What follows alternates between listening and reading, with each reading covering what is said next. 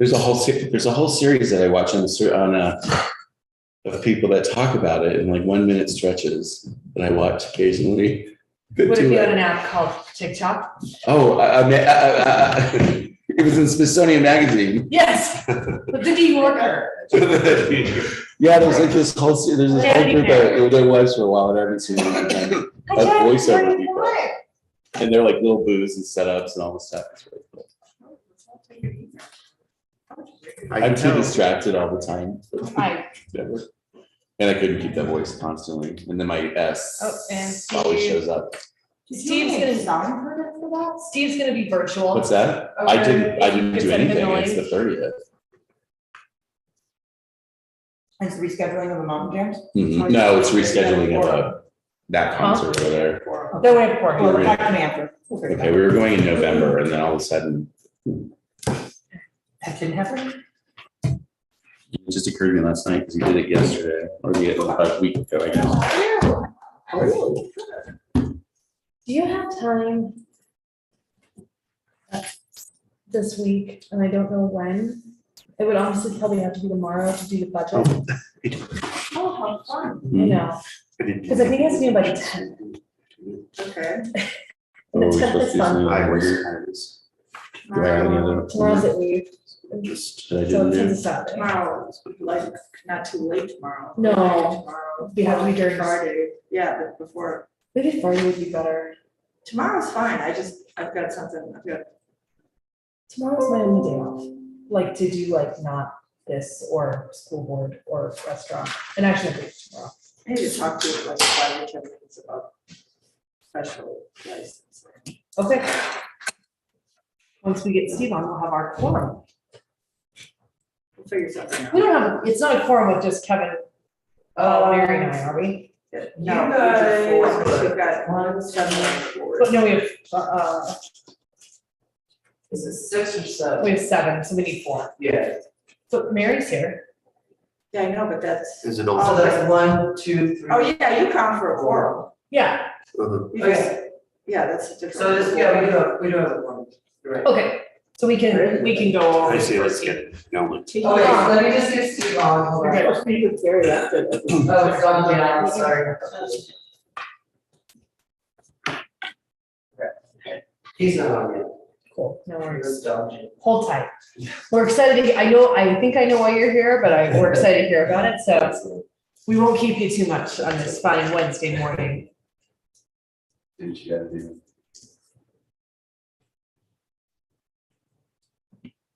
And I saw her yesterday. she's coming at 8:30, she texted me. You get married at trunk or treat. Yeah. That sounds like a lovely. I figured, Don't forget, Hotel de Paris would be a beautiful venue for a small wedding, I don't disagree with that. and. And it's really close to my house. Yeah, and I have an article from like 1945 that says it is good luck to be married by the buoyant duck fountain, which is in the dining room. That's a person. Were there ducks in There's a swan, there's Cupid there? astride Well, a no, swan. no, it's on it. Oh, I know someone. Like the Peabody, you know, where they walk the ducks. Do we have? Like Oh, yeah, the Peabody, yeah, they and walk by the the way- ducks in every morning, you know? I need to borrow about 3,000 ducks, do you have any? Oh, okay. I don't think Yes, it's do you whole get 3,000. Yeah. I don't have 3,000, I have 4,000. Let's make sure. I haven't counted after. Did any go rogue?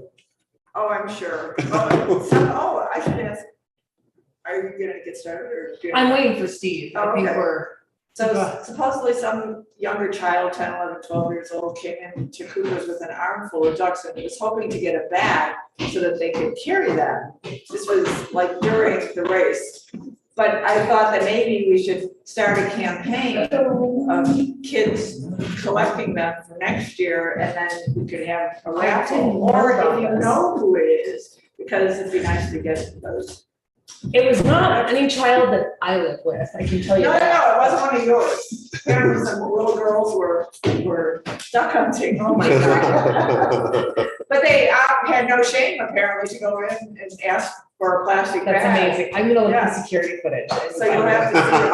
So I figured it was a local. I'm like, great, help us retrieve them. That's fine. I wanna, it is, we're a little bit late, and so I think Steve will be on in a second, but we'll go ahead and get started, so we're not. Since Chris got up so early to come. George Marlin also asked me for a link.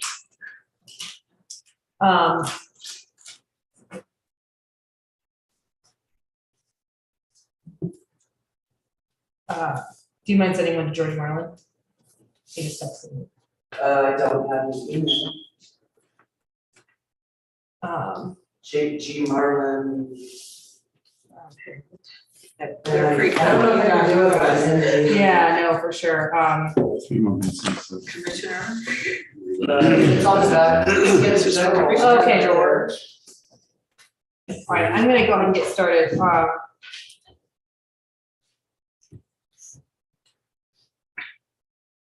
On the agenda. It is 8:03 a.m. on Wednesday, September 7th, and I call this meeting the Georgetown Business Promotions Commission to order. Have a roll call. Kevin from Harvick. Present. Although. Here. Chairman Cooper. Here. Mary Smith. Here. Awesome. Any amendments to the agenda? Do we want to put the ballot question? I thought that was on, but yes, that should be on. Let me talk about. Oh, yeah. She said Dawn's in the audience, so maybe she can talk about it.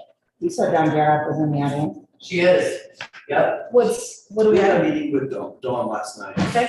And she has an idea she would like to Okay, share. we'll have her do it. If it's not an audience business, we'll add it on, as a And meeting. she doesn't want us to talk to her. Okay. And then, awesome. Can I have a motion to approve the agenda as amended? And a second. Second. All in favor? Aye. The agenda is approved. All right, so audience business. I don't know if you can hear me, Dawn. I see you're there. Oh, wait, let me promote her. Hold on. Oh, okay. Maybe we can. There she is. So Dawn, you should be able to talk now if you mute yourself. Unmute. Okay. Can you hear me now? Yeah, good morning, Dawn. How are you? I'm good, thank you. Go ahead, you have All the of floor. them. Good, I have the good. floor. Okay, I thought Jordan was going to do this, but I could do it. I met last night with Jen Jordan and Vicky. She has a very long name, can't pronounce it. And also Rick was there. Is Jen here? Yes, Jen's next to me. Oh, I can't recognize you guys in this little screen. Well, Jen can take over because she was there and she's going to be sort of on top of this idea. I will be leaving in October, so I won't be here. And Jen was fabulous. Rick was amazing. Vicky was the one that brought this idea to me, and I proposed it last night. So Jen, you go ahead and do it, honey. I'm just going to listen in because I'm up. What the heck? Might as well listen. So thank you, guys. So Dawn, what we'll do is Jen will present this idea in her report for us, so we can talk about it then, so we follow the Correct. agenda. So if you can hang on a little bit, it won't be done, it won't be long before she gets to it, and there will be, if there's any questions, we have you available. Okay, I can't see how to turn on and off the your audio, so I'll just be very quiet. No worries at all. We can also, Jen can do it here, Jen Yobski, so, perfect, okay, awesome. Welcome to New Business Owners. Do I have the floor? You're up, yeah. Hi, everyone. The entire floor. So just, for the record, name, and then the name of your business, please. My name is Chris McMillan. I've had the pleasure of meeting most of you. Hi, I'm Chris. Hey, Chris. My wife and I, Bree, have started our new business at 507 6th Street. It's called the Buffalo Rose Emporium. We're a boutique resale shop. And we have new, used, upcycled, and refurbished items. So we're hoping to kind of reach out to our community and offer them a place to be able to find things for their home. Also, we'll soon be accepting donations in lieu of we'll give discounts and stuff for those donations that do come in. So we're very thrilled to be here. We opened on Friday for the Labor Day weekend. Had a great weekend here, very excited, love our new location. As some of you before, we apothecary down the street. We still do carry our apothecary items as well as many other cool little things. We've had lots of locals come in and get really excited about it. So we're super thrilled to be here, and we'll be promoting more throughout Facebook and other things as well, letting our community know when we'll be accepting donations and things like that. So Awesome. Congratulations to you guys. thanks It's fabulous. Yeah. It'll be a cool spot for locals to come hang out and shop. That's awesome. Well, welcome and congratulations. That's amazing. You usually do, but please send me anything you want me to promote. Bree usually does send me whatever you have going on, but keep that coming. Yeah, of course. And then the other piece of that is, I will stop for 1 second. No, you're good. Not you. Me.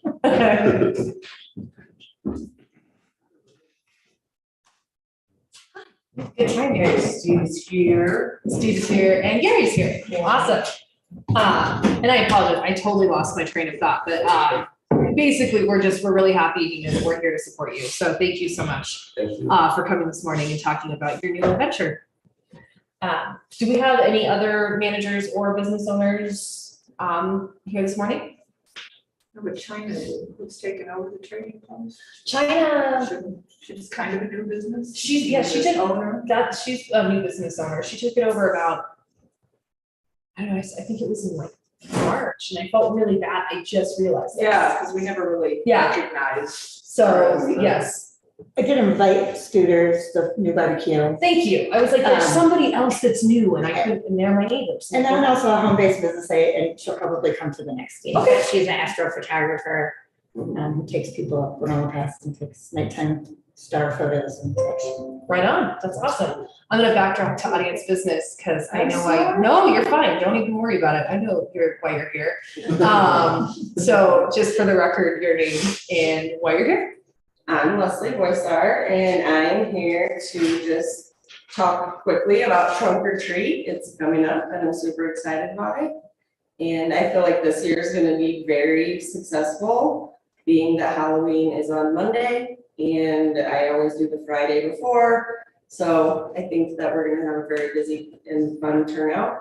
I already have a food truck locked in, and I was told yesterday by Jen, I need to get $100 fee for the year. Yeah, and after you left, I was thinking, I mean, your event, that is what I told you, that's our regulation, it's Yeah. $100 fee or $25 per day. But her event's only 2 hours, so I was And gonna it's ask kind of what a you guys thought about that. Nonprofit too. What's the nonprofit, I'm sorry? I mean, it's kind of, I mean. So yeah, I do It get doesn't one have like a- donation from Rick Albers from the Sheriff's Department for the last 7 years consecutively. He has given me $100, which I in turn get to the DJ for their materials, their time. And it's Phil Bassett is gonna be the DJ again this year. So last year was the first time he wasn't, and that was because he was booked for Quid Creek for a gala or something. And then the year before, they canceled the gala, and he was just so upset, like, that's my trunk or treat event, and someone else is gonna be there. So I already have DJ Push Play locked in, and the Denver Taco Food Truck. So whatever information you guys need from that taco truck, he just needs me to send him an email, and his secretary will get all of that over to me. And I did forget to give you that application, Yeah, so so I was gonna ask. I can do that. Because of that. and they want to be a present at other events, then it makes sense to just get it the fee out of the way, but if it's gonna be a one-off, then. So, I mean, he said that what we're doing fits his business model. He's also mentioned that he's done weddings up at Bread and Silver Plume, which I know that doesn't. that means he gets here, which is a Right. nice plus. So, His truck will make it here. I know, right? Truck will make it. Yay! It will ascend and descend appropriately. Exactly. I love, So, it just, I don't wanna ask him to pay that fee for his 2 hours coming up here, because he already isn't, I'm not giving him anything other than the fact that he's the sole food truck, and I really tried to push it. Thank you to you last year, saving our butts, that was like chaos in the most craziest way. We would have no food if it wasn't for you. You have to teach everyone what a walking taco is. I know, that's like, what? So I think what we have to do is this, because we can't take formal action on that specific item at the moment because we've already approved the agenda. Should we re-amend the agenda or should we add that to the next agenda as far as potentially waiving that? Because we can't just waive, like, we would have to vote on that. He could waive it. I think it's You- BPC I was doesn't. told we are not allowed to waive these fees because we keep trying to get food trucks up here. And I would love to waive it. I'm totally behind waiving it. Believe me, to get, especially trying to get food trucks up here Yeah. for all of our events because they're not getting paid. We're not renting a food truck, which there are a lot of people out in the public who wonder why we don't have food trucks up here because they think that we're adversarial toward food trucks. But the truth is, if you rent a food truck, you can get them up here. If you don't rent a food truck, you're going through what you go through. So we were told in this meeting, from what I remember, that we are not allowed to waive that fee. And so we need to vote fully on that because I would like for us to establish that for certain events, nonprofits, all the rest of it, we can decide what we're doing with those fees. Because we were told in no uncertain terms this year, right? That we can't waive those fees. So I think what we have to do is, Put it on This the is agenda for next that vote would go on next agenda. Okay. And then this conversation has to happen on the separately, but from that perspective. And that has nothing to do with BPC, and then we need to vote to Cool. amend that. 'Cause I'm so behind it. I'm not trying to throw you at all. No. Believe me. This is why I came today, because I want to make sure that all of everything is covered. And if I do need to cover that fee, I'm not sweating bullets about it. I know enough people to ask for donations. We'll figure Friends of out. the library Figure. might be able to help you with that. Yeah, you know what I mean, like, There's a local this is a big restaurant that event might for throw the up community, some and money. so it's not like a bad taste in my mouth. I get it. We can do it if we Just let us look at the policies on it, so we are not And- being, I think after what we were talking about when we met, we were gonna have it be a town sponsored event for the insurance. Cause it's grown so much and everything, so maybe in that sense, we would have the right to. yeah, waive because it this is, fee because it's a town sponsored event. because there's not. I mean, there's gonna be a specific- street closure, we were gonna waive the fee for I that, have that. cause it's a 2 hour That was gonna be- thing, I mean. And And this then- year I have the time from. And then one other thing I forgot to give you was the Jesus. the amplified sound, so we'll just notify the neighbors, Right. you know, And I- there's only a few. Yep. I just thought of that, after you left, I was like, oh, I forgot to. Wow. mention this, but- Amplified sound. Yeah, perfect. So I think we're glad you, and then does everybody know what trunk or treat is, just so it's not, I mean, I wanted to backtrack and make sure everyone understood the concept of trunk or treat. The kids Does your go, son have a costume yet, Chris? yes, We have no idea where we're gonna get. Oh my gosh. There's That's- so much. that's the fun He's part. the cutest on his own, so I know, I'm right? not even. So we'll get that on the agenda for next month. In the meantime, just let us know how we can support you today. We're glad you came and talked about this event. We're really excited. It's a really important event for town. I feel so blessed that you guys really are and have been so supportive. This started as a little like, I wanna do this for my kid, and he was 7 at the time, and now he's in 9th grade, and trunk or treat, I forgot. That's- But so many younger kids just like are so excited about trunk or treat, and it fits our It's a big deal. community really well, yes. It's a And it special event. brings people to Georgetown. There are people that come up just for the event, so. It's really special and you've done an amazing job with it. So we're happy to support it and we'll get that one. Do you need me to come to the next meeting to? I don't think so, but I'll text you if we do. Perfect. I know where to find you. Yes. It's mostly business, just trying to change the policies for the future. I Awesome. appreciate you guys so much. Awesome. But Have seriously, the best day. Also, you should come to the I know that the library supports you. Yes, In this I little love the bit. library. Well, you know, the friends, that's what we do. And sometimes Libby comes to us for different things with that. But if you know, I know there's some sort of a tie-in between that, and you should Yeah. come to those groups because I would love to. then you're not footing the bill. You shouldn't be footing the bill for this nonprofit work. Yeah, I mean, like I said, I've never really had to pay for anything outside of the DJ, and Rick has always been so generous. He just says, you have $100 bill at Liz at the counter. Cool. Thank you. Safeway's donated candy before for me to like give out to cars so that they didn't have to feel so pressured because it's so busy. You know, you can go through a couple bags of candy pretty quick. Yeah, of course. The kids get more candy at that than they do on Halloween. I know. And honestly, I think It's some parents are ridiculous. like, yeah, we don't really need to go out Monday night because we already have tons of candy and trick or treated it up for 3 hours another night. Yeah. So. It's super fun. Awesome. Well, thank you for coming this morning. Yeah. Very excited. Okay, Thank see you. ya. Leslie. Okay. All right, so we'll add that to the next agenda and then we're going to move on to Jen. Where do you want to start? I don't know. Oh, Maybe and banners because it's easy. They're being printed. banner's done, printed. Yay. What I got?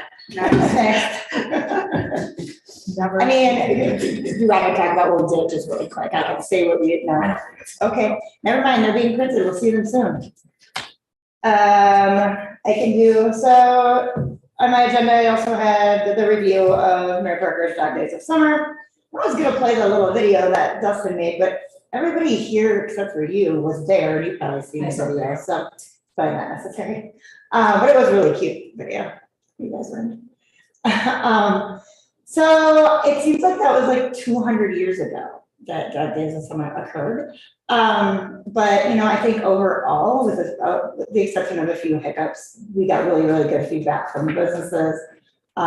They saw a pretty good increase that day. Vendors had a pretty good day. There's certainly things we might change around if we are to do it again next year. But you know, other than I think there were a ton of dogs, so which there should have been, but I didn't think through the dog piece of it a ton as far as just dogs on the street. So more like dog bowls with water and that type of thing. More dog vendors. I did lose a couple dog vendors at the last minute. One of the bigger ones that had a cancer relapse and wasn't able to be there. And so we only had one dog specific vendor, which was great for her. She was happy, but I would have liked to have seen more of that, and more participation in like the dog related contest. I only had like 3 dogs in the contest. I know the sound was kind of a problem on the stage, so it was tough to hear my honoring of Luna, the survival dog. And but I thought the energy was good. It certainly worked well with Gwinnell's beer relay happening at the same time, and I thought it was a good balance of fun for adults and fun for families. The face painter was amazing.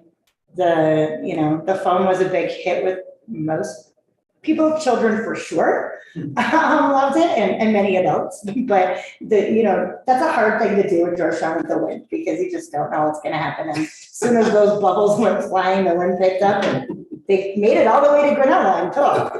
That was great. So, but it certainly brought energy, and I swear there was like 4 kids in Georgetown until those bubbles started flying, and then there were like 64 kids. They came out of nowhere, so, and I was told that would happen. Somebody would see it, they'd tell their friends, they'd go get more kids, and they'd all be there, and that's kind of what happened. I think we made a mistake, as we've done before, in extending until 6, with the weather we've had, and the weather that we typically have that time of year. 3 is probably fine. Because from 3 to 6, we were absolutely torrentially downpoured on. And that shed, there were some who really stuck it out, which I appreciated. We had tents for the cantina, thank you, Paul, which was super awesome. So we were at least able to stand under there and listen to the DJ. But essentially, he kind of played to like 4 people at the end. And that was probably not necessary. So I think we'll shorten that time span up a little bit. Ideal is maybe to start later, but that doesn't really help the weather. So that is kind of what I had. I did get some, I went and did in my PR visits and just got some comments from business owners about what they thought of it. And it was, for the most part, really positive. So I think we can build on it. Cantina, Yeah, a couple of questions. go for it. Did you notice any social pickup of it on social media? Did you notice any TikToks of it? Any kind of streaming video that people did? Not outside of our own people, definitely social media picked up. There's a lot of the face painting on other people's social media. Good. That's it, yes, it is. We were tagged? Yes, Okay, we were cool. tagged. And then that's good because that's important. And then you said that we had some earned media. You said that Channel 2 picked us up. Is that correct? 7 7? minutes, yep. Okay, so then we had some media there. I'll throw in that we were in Westward, but that's because of our advertising program. And then that sometimes leads to, when you do print advertising, will lead to earned. I have a question about my question is, and I agree with you on the 3 o'clock. Can I say one thing really fast on that Yeah. subject you're just on? I did see it on the prior before the event. It was on the 9 things to do in Colorado this weekend. Which I was actually really impressed by because I was worried because I was reading it and it was like, there was a lot that weekend. That was Maddie Silks in Central City with the Madam Bunch. Madam Bunch, thank you, not Maddie Silks. She was a madam, but not. Different madam. Different madam, wrong madam. With the bed races. You all knew what I was doing there. I like it, everybody knew what that meant. Yes. I did. I got around. Are you practicing to be in the one next year? I mean, and there was also a huge event in Cripple Creek. It was Cripple Creek Gold Rush Days. Oh, wow. And we were still on the list, so I thought that was awesome. I increased my press release list to include more of the Out There Colorado. Yeah. 3 things to do, Denver Around the Chief, all of those Good. contacts where I used to mostly just do media, the main media outlets, but I mean, these are places that we need to be if we can, so without paying to be there. Well, it was brilliant, really good that you partnered with Parker and stuff. I think that helped fight Pine as well. Yeah, and Mountain Gems has been on Westward I've got a multi-buy for them. You said there was sound issues because we had a sound guy. I don't know, everybody told me that they couldn't hear If you were, the announcements. Strauss Park is, I shouldn't say Strauss Park, Library Stage, sorry, wrong side of the intersection. If you're, Brought to you by the Friends of the Library. if you're on the opposite side of that intersection, you don't hear conversation or regular talking. You can hear the music. Yeah, But now, it could be the person that's over there talking, it could be an adjustment, a simple adjustment that the sound person has to take care of prior to the announcements. that's what it But is. you don't hear anything. I think that's been consistent though, not just, and I wasn't here for dog days, but even during Christmas market. Oh, yeah, it's Last year, people commented, they're like, what's that person saying? But I think that's beyond your control. so. No, we might have to mic it separately and we might have to sound it separately, but because of the decibel issues there with music, you kind of have it to one level. But I'll talk to the sound guys to see what they can do to improve that, because that's good feedback, because we don't necessarily hear that ourselves because we're just standing there. And we're freaking out about whether or not a store owner is gonna come and complain at us. So we're trying to make sure that should say that differently. We're trying to mitigate possible complaints and to make everybody happy on 6th Street. But there's probably some corporate way to say that. But Maybe if Gary's you like, do what? sound checks ahead of time, with the people that are gonna be talking, because truly, if you're across the street, it's happened before with tree lighting, it happens a yeah, lot of things. I think it's great that you guys put the effort to make it happen, yeah. but otherwise it looks like you're. Yeah, we do music sound checks, we don't do the other, and then also the sound checks are honestly just done to keep it within the stage area because of, like I said, because of Potential. This would be a dumb question. but do you Potential guys have to concern by put, like, business permit owners. this weekend? No, there's a permanent permit on that It's stage. just a dumb question. There's also a permanent, like, there's a permanent fire pit allowance for certain things. Got it. Don't we get Like that Chic from the Festival. businesses can't complain? Just food for thought. What's that? I mean, don't we get the amplified sound permit to eliminate the complaint issue? Yeah, but okay, here, the truth is, certainly legally, we're within our rights, right? But there is a limit with decibel, and I'm always within that limit because I go at the decibel feeder and walk around town. I do that part. And I'm looking for going above, not looking for hitting where you're supposed to go or sound, because I'm not a sound guy. But we are good neighbors, and the purpose of these things is to promote business and make a good feeling in the downtown area. If you have a business and you can't hear your customers or something that's going on with that, where you feel that it's intruding upon your right and come and complain to us or come and inform us of the issue, then we're going to want to do our best to make sure that we're accommodating all of the needs of what we're doing. Does that make sense? That's fine. And people still complaining when I approve the sound. I'm sure. There always, yeah, there's always somebody, and that's just covers I us a have bit. tried to restrict them and condition them and still get complaints. Right. Well, So, what other dog days? That's all I have for dog days. If anybody else has any dog days feedback, It was fun. Thanks for all your hard work. thank you. the bouncy house was amazing. It established a presence on the street. I was really impressed with all of the vendors that you had. You had some really Wakeful vendors and local people who were out there, like those pot stickers. I don't know if y'all had those. They were exquisite. They're amazing. Anything. Yeah, and then so I got a little of everything, and then I wanted to say too that the bubbles made a huge difference, and I think that it was a great community effort. And congratulations, you did a great job. Thank you very much. I appreciate Well that. done. Sorry, I missed it. Me too. All right. Your So, hand looks kind of heavy. Oh, right. It's not part of my update. It's my personal update. I just wanted to mention a couple other things that are going on. Both breweries have Oktoberfest events, Guanella the first 2 weeks of October and Cabin Creek on the 24th of September. The Colorado Brewery Running Series is also putting on their 5K at Cabin Creek that morning.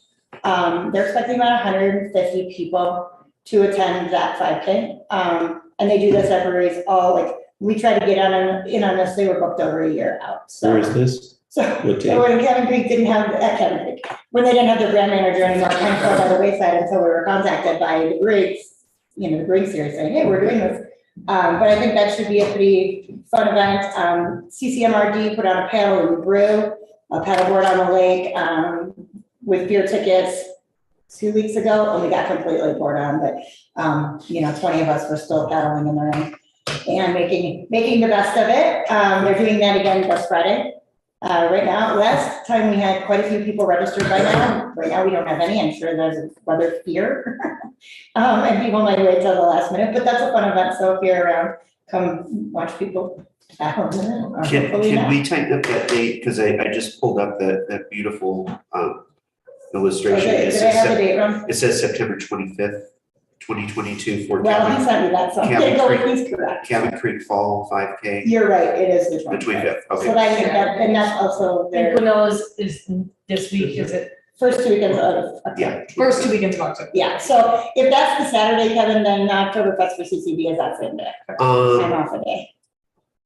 The 25th is a Sunday. It's a Sunday? Uh-huh. Okay, then their Oktoberfest is the 24th, and that is a Sunday. I was told it's Got the it. same day, Okay, but there we go. that is fairly accurate.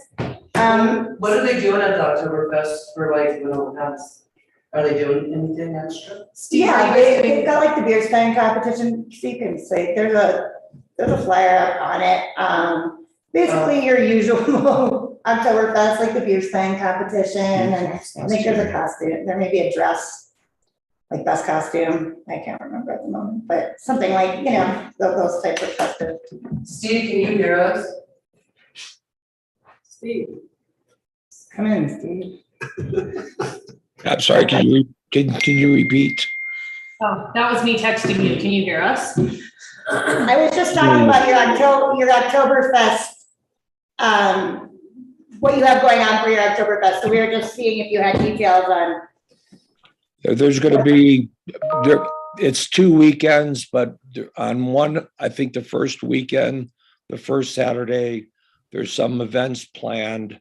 It's going to be, Oktoberfest style food and drinks, new beer releases, and Beer Stein holding competition and things like that, so. Cool. All right, and I will, You want to go over Dawn's? yeah, that's what I'm gonna do next. So, as Don kind of briefly touched on, we had a meeting last night, Don, Vicky, Rick, and I, to discuss their sort of vision of a Georgetown volunteer group, of which I see this as kind of two different, we kind of covered two different angles for this idea. One being a group of volunteers that can help out local merchants, restaurants, with simple tasks when needed. Greeting customers when they're short staffed, bringing them water, unpacking a box. Limited activity because we don't want to kill our volunteers, but putting together a group of people that would be willing to do that. They had seen a need for that in their travels throughout Georgetown as locals, and as retired people who travel, they don't want to make commitments to 14 hours a week to work anywhere, but they're willing when needed if they're available to come in and help. So that's one piece of it. The other piece that we're looking for is volunteers to sort of be information type ambassadors for the town, where maybe they are wearing a red vest and we get it out there that if you have a question and you're in Georgetown, that would be someone you can approach to ask, particularly during events and busy weekends. I don't know that we'll have the capacity to do it on a daily basis. But those are kind of the two. And there was some research done that Don did with some other communities, Fort Collins, Golden, Copper Mountain Ski Area, and DIA, that all have similar ambassador volunteer type programs. So those were kind of the two areas that we covered, and just enhancing our visitor experience, which right now, as we know, we're still struggling with staffing issues and closures. We had a restaurant close on Saturday. Eric was just doing takeout, where they wouldn't have wanted it that way if they could have helped it, because it was a very, very busy Saturday and a beautiful day and a holiday weekend. So that's just trying to ease some of that. But they wanted your kind of feedback on it before we move forward. I would organize initially the volunteer piece of it, but would probably hand it over to a lead volunteer to take that on. They're also talking about some hospitality training for those people, just something simple, how to increase that hospitable feel in town. And if any merchants or store owners or restaurant owners want to send staff to that quick hospitality training, that would be an option. So I'm looking into that. Apparently that they did this somewhere in the 90s. We had a program similar to this, where they hired someone to greet the tour buses here, to go down to Denver for some of the conferences and talk about Georgetown to salespeople who were in town, things like that. So getting a schedule of the buses. Right now, we don't really know tour bus wise, they just come. We don't really know where they're coming from or when they're coming. So I'm not sure how to go about that, but I'm gonna give it a shot. As long as, it's something that we think is worth our time to promote. Did that cover it? Yeah, and I would just add, wanted to hear your thoughts. Are you willing to support this not saying financially, but support this as a need?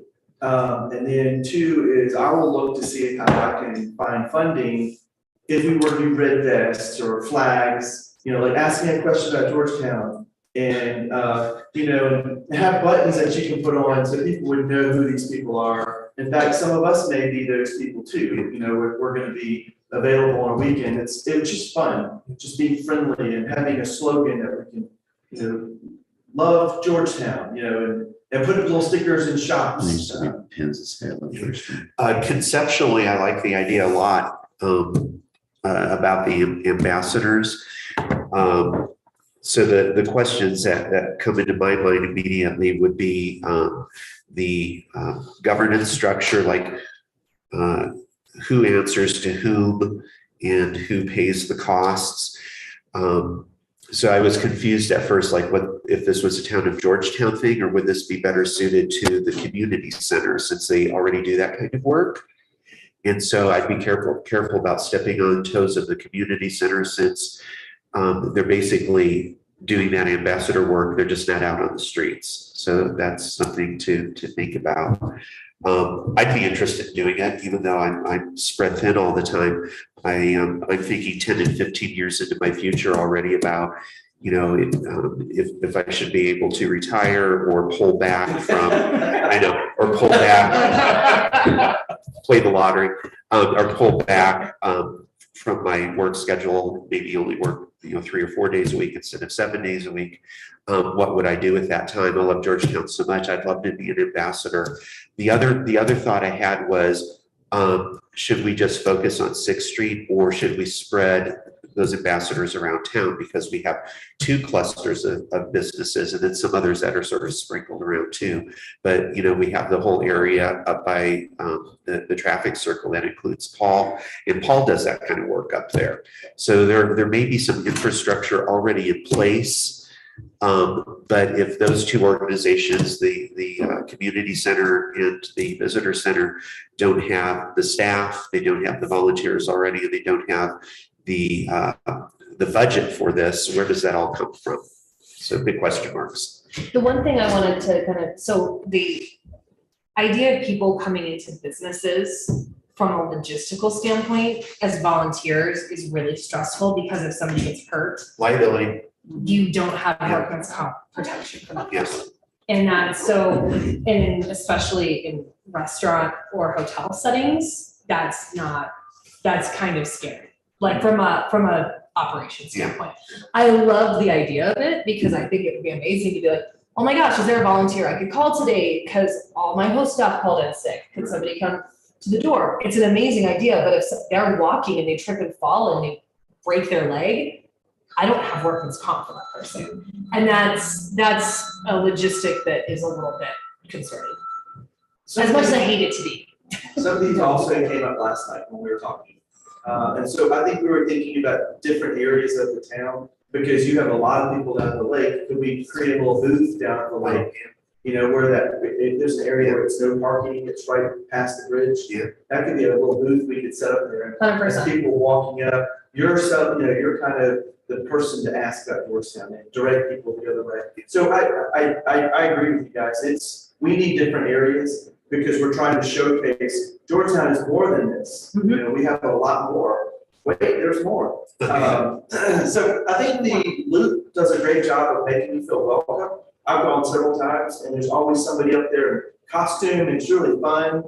But we thought that could be a really good idea. Somebody walking around Georgetown. So the other thing was just the same thing that you mentioned, the workers' comp, but also volunteers can get wore out fast, because, I need to call this person real quick because I don't have somebody to work. Now they're working for free, and that's kind of awkward. I can feel there's people here who would see that as just like this opportunity to be like, oh my gosh, free labor, and and I hate to feel that way. It did come up, and we thought maybe the training component could be able to help the businesses in that capacity, like teaching people how to be friendly and how to ask questions to get people engaged. That would be a fun way. So anyways, these came up last night, and I'm sure you have many more. I think it's the concept has good bones. So, thank you. I can tell you how things to say. Always. Vicki Klingenmeyer approached me about a volunteer warehousing org groups that might be a person to talk to. The trust has talked about doing this forever, not the ambassadors within private businesses, and not volunteers for for-profit businesses, but for volunteer warehousing. And we've seen it done in action and have been part of it where we used to live. It's just we've not had the resources to do it. So I would love to be a part of that if you want to do that. Those would be my only. I have no other issues. I mean, there is a component with volunteer.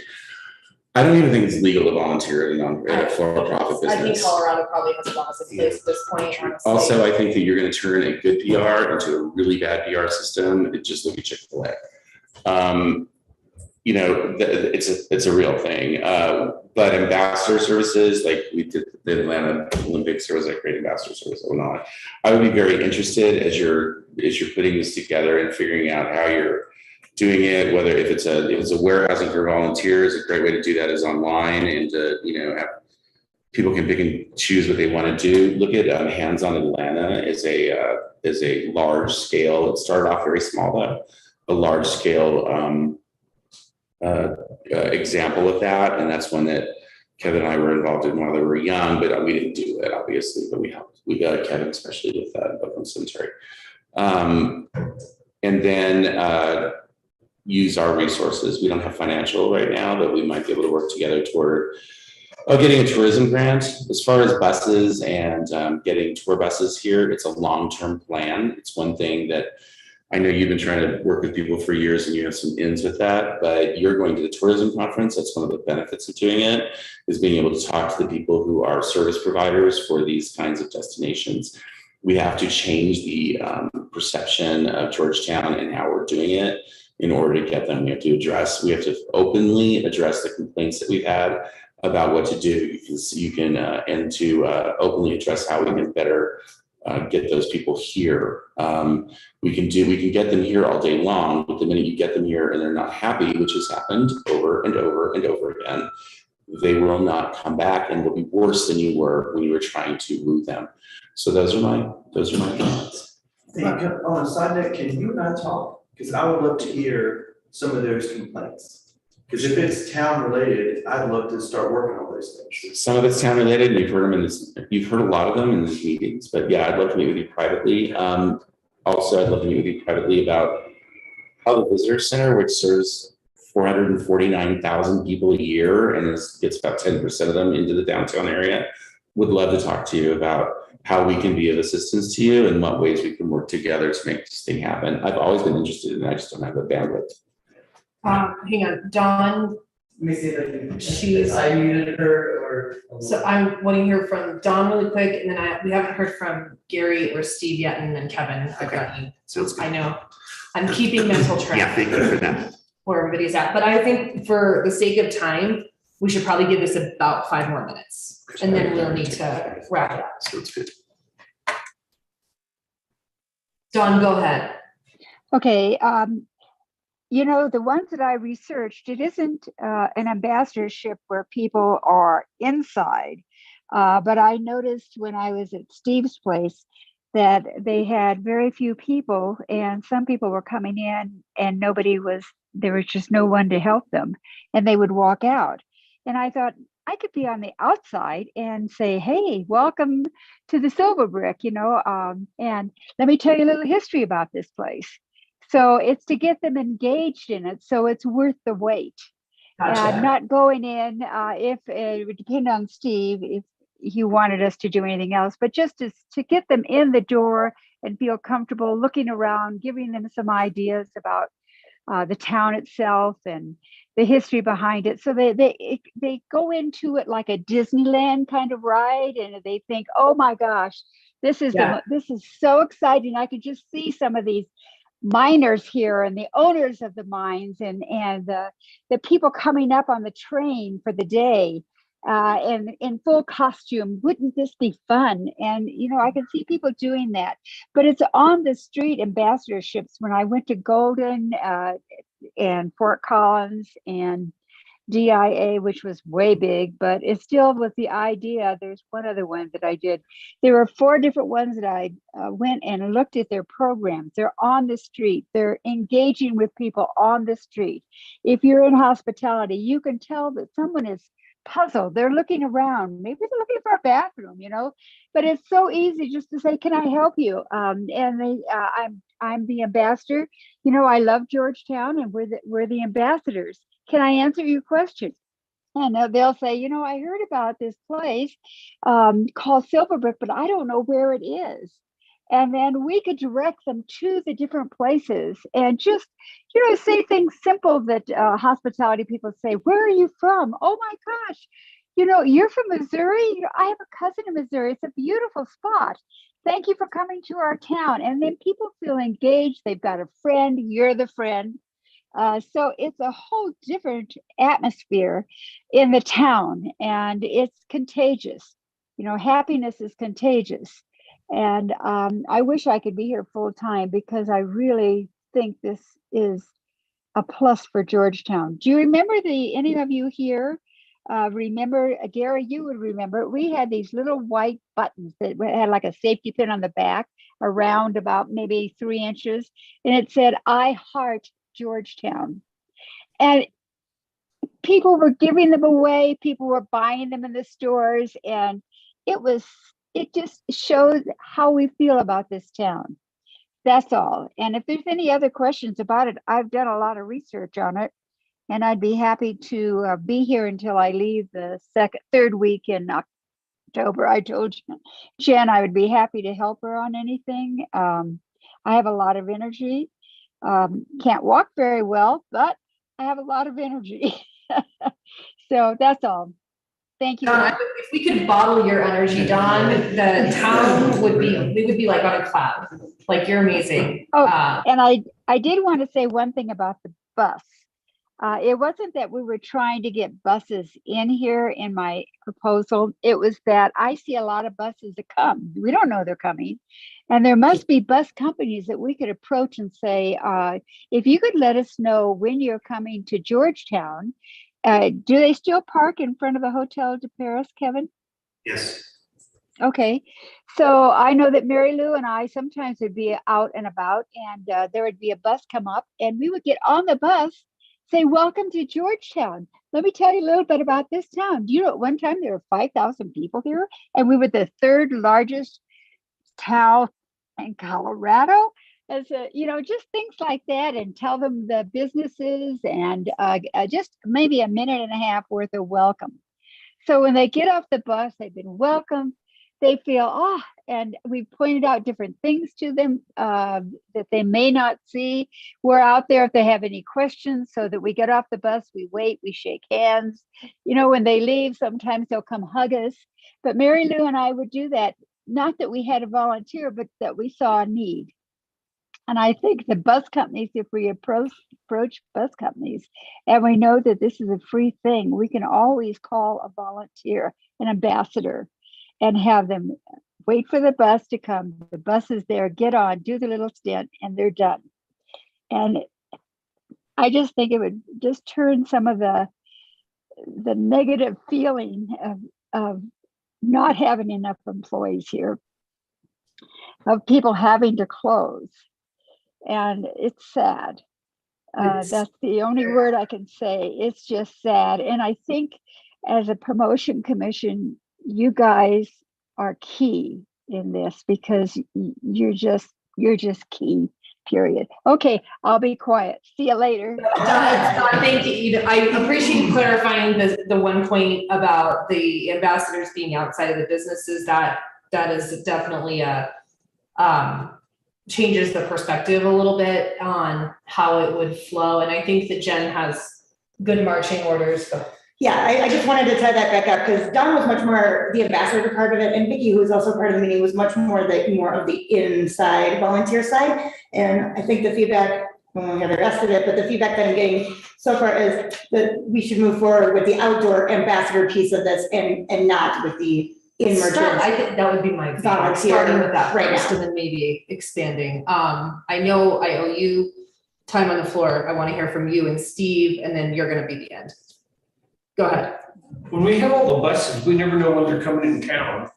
And it seems like all the buses go to one particular business or a couple of them, and that's about it. So I don't really get much business on them. So It seems like they come at a time when not everybody's moving. yeah, They come early, so so like 10. Steve?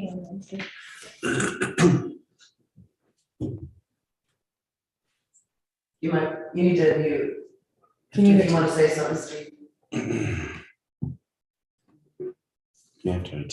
Sorry, guys.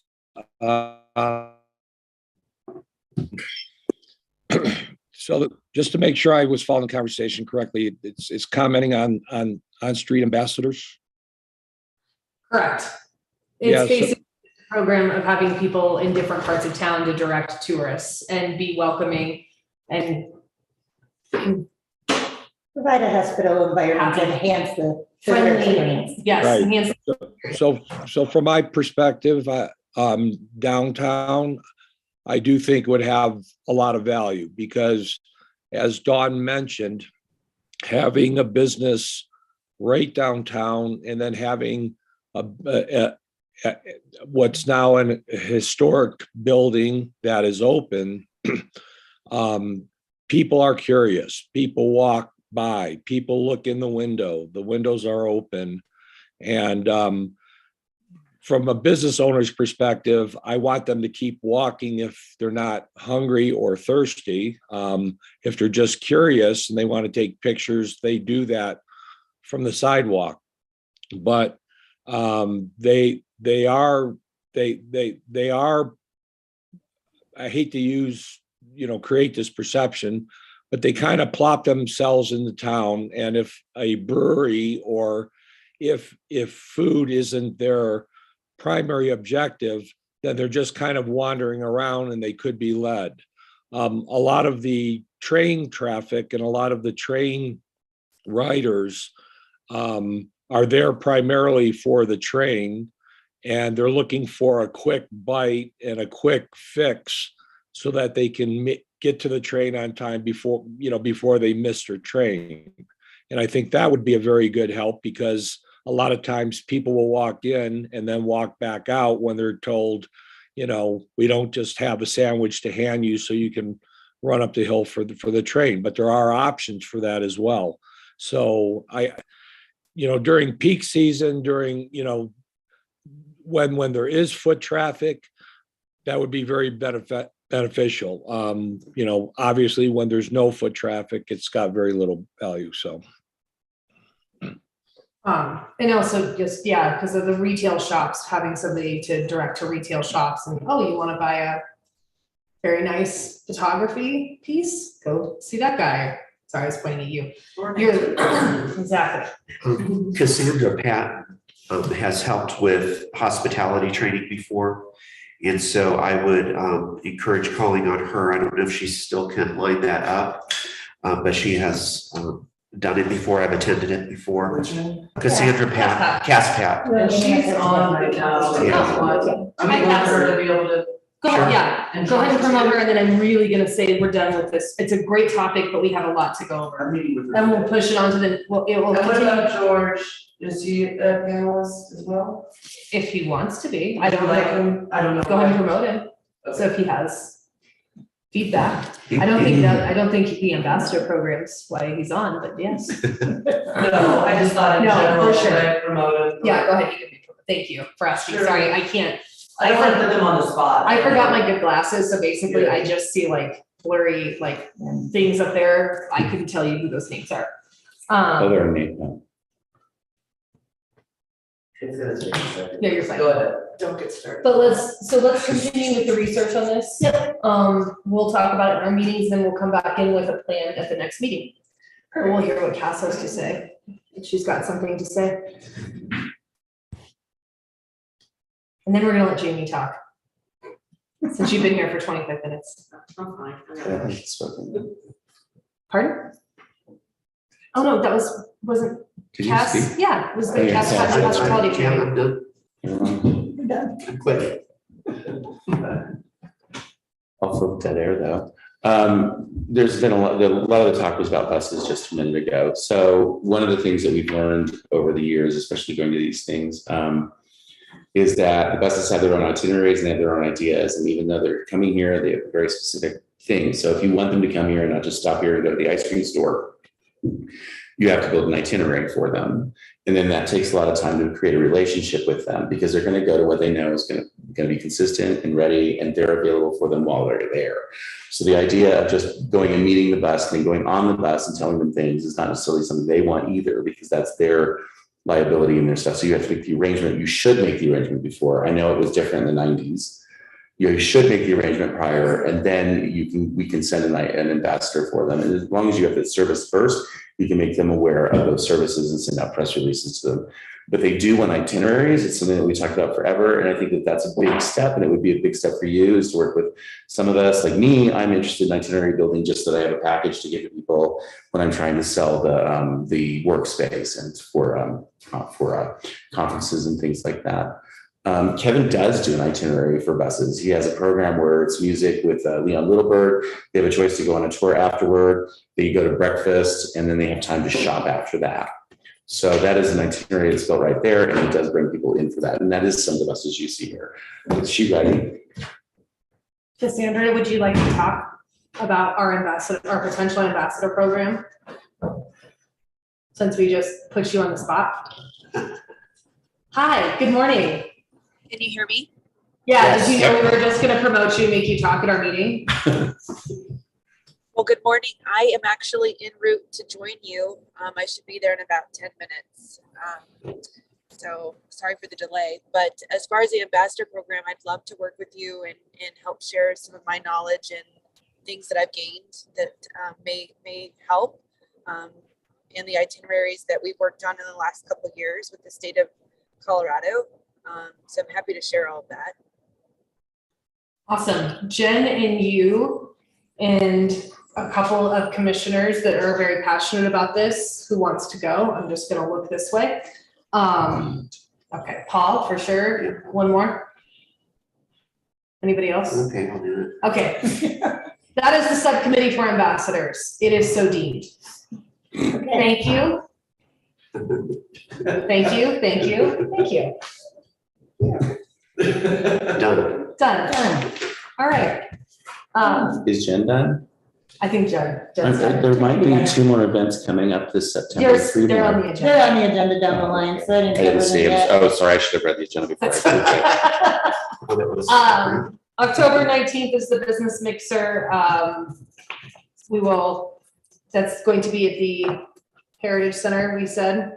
Yeah, Old school, I'm very sorry. I would get in the habit of doing still that. says it on the door, so it's fine. I will really get in the habit of saying the old school. We'll be the old school. We can figure out some donated alcohol. That would be lovely. I think I know somebody can help. Maybe. Maybe there's a brewery that can help. And then as far as food goes, do we have any budget to like get like some type of snacky thing? I think. You have that, Mary. Okay. If you don't, what I'll do is, although I don't know how that works. Well, I guess what we would do is donate food as the workspace since it's going to be there. Okay. If that's cool, if that's not a conflict. I don't think so. We can also look, I think we have a little bit of budget. that we So, well, if you're provide. donating anyway too, I'll donate then alcohol. then we'll donate food. Okay.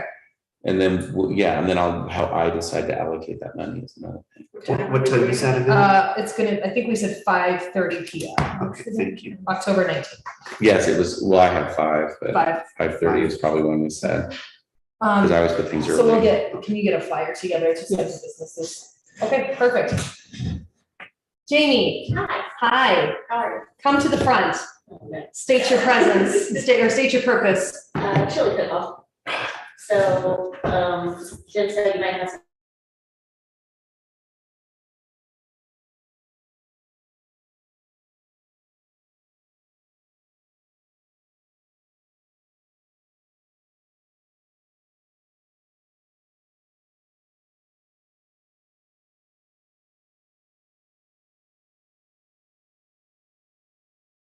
In front of the Strauss Park. Kind of the cantina area. Well, you weren't there. Yeah, we're. But maybe on the other side of the street from the businesses, I'm thinking the cantina was the cantina basically went sidewalk to sidewalk, which everybody was okay with. I know Kelly's okay with that as long as the sidewalk is clear. But basically not blocking the parking lot, Amanda, the Cabanella parking lot, but the tent from basically there to 6th and Rose. Does that make sense? Between 5th and 6th. Yeah, between 5th and 6th and Rose. Are you gonna have them on 6th Street too? No, No. I don't have any if they close the street down, so. But Everybody last likes it, year right? anyway, because it got so, so much traffic, it ended up being shut down regardless that we were in the park. There were so many people that ran to shut it down. So, so it'll just look like that, except we won't be in the park. Pretty much. Okay. I have 5 canopies. okay. Oh, you do? I have 1. Okay, how many did we use for the cantina? 2. Two? Oh, 3. Three? They're all different colors, The only unfortunately. thing but- is, so just, and I'm sure this is what is on your plate today, but today is gonna be your drop dead date to get your paperwork in. I was just gonna bring it with me, but if you wanna grab it now, we can do that too. Either way. Or your alcohol permit has to be filed 30 days. Yeah, it's gotta be, by Thursday. I told Jen I'll have it to her by Thursday. Perfect. You have it up? Oh, yeah, I'm sorry, I was off a day. Yes, so tomorrow. So yeah, how many, so same benefactors as years past? No, Georgetown Trust will be our benefactor this year. Okay. For both dates. For First Responders Day, we're just gonna do that again on Saturday, and then Citizen Day on the ninth. Nice. That's awesome. Well, besides helping you with your street closure and promoting the event, is there anything that promotions can offer you to assist? I'm gonna need volunteers just for alcohol, perimeters. Okay. That kind of thing. Yeah, we'll probably have to do the barricades like we did for the cantina to close that in. We'll just use the same yellow barricades. It worked just fine. Yeah, no, it was Well, great. you were there. That was it. Well, you worked that cantina, you know it better than I do. Awesome. Perfect. Well, thank you. If there's anything else you need from us, please let us know. We have one more meeting before the event, but we're super excited you do an amazing job with it and it's a lot of fun. So thank you for coming and talking with us about it and let us know what we can do to help you out. Dates one more time? October 8th and October 9th, so the 8th is First Responders, the 9th is September Public Day.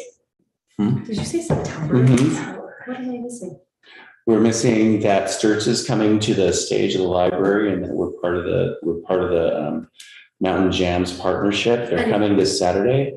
And then on Sturts. It's acoustic and harmonic vocal group. They're kind of modern alternative. They're awesome.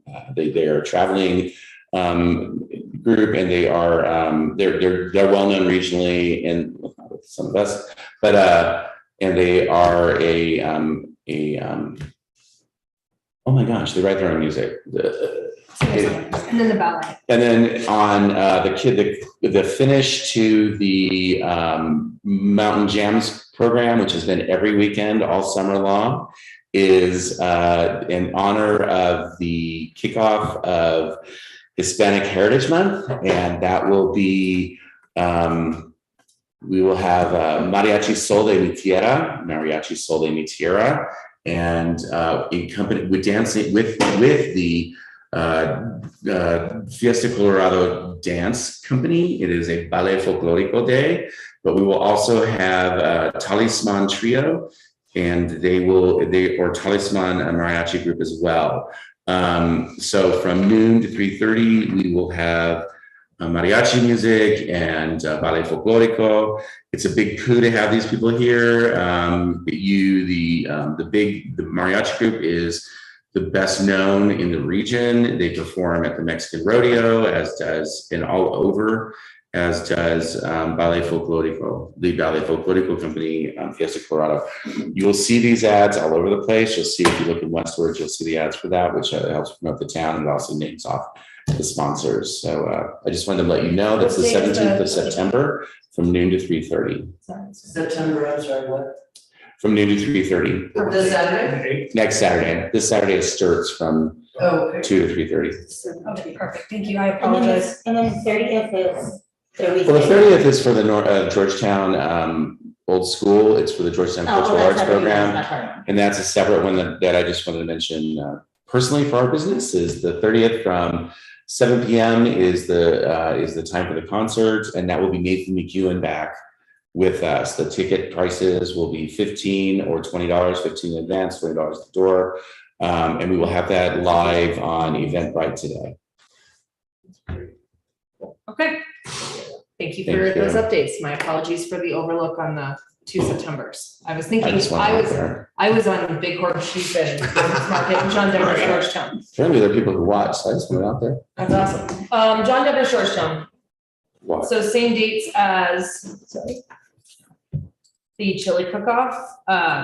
So it goes in conjunction, and do we have any updates for that, Jen? Not a ton, except they have a really good John Denver cover band to play Sunday.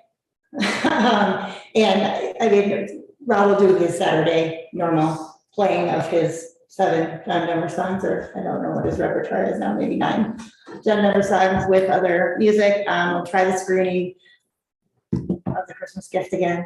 It only didn't work last year because of the wind, and that could happen again. But it was a fun idea, and I wish it had worked, so I'd like to try it again, and maybe we can put it under the tent, because it'll keep the sun off of it, and also maybe block the wind a little bit, which we did not have that last year as an option, so we can talk about that, but, Have you talked to anybody about getting the busy bee out? yes, I have talked to more about it, we should park it. Well, no, at the hotel, we parked it at the hotel, are you okay with that, with the busy bee being outside the hotel? I love it, yes, I think that worked really well for you. it did, Yeah. it's a big draw. I will not be here that weekend, so I might need help, a volunteer or two. But that's, I think it worked out so well last year. We also had the Mustang Club here, which just added one more thing, which was super fun. But I think with the tents are gonna be such a draw because it doesn't just look like something's just happening in Strasburg and nobody knows what it is and aren't asking. It all looks festival-ish and with good music and the movie screening and the Busy Bee. If anybody else has any other brand ideas, I'm gonna do one of Anne Marie's walking tours just so that I know more about, things that I can add to it. So she hasn't started those yet, but as soon as she does, I will hop on one of those and then maybe that'll spark some more ideas just to kind of add things. But I'll start promoting, well, I have put it on social media a few times. It is on the calendar, but I'll start promoting that outside and send that press release for that because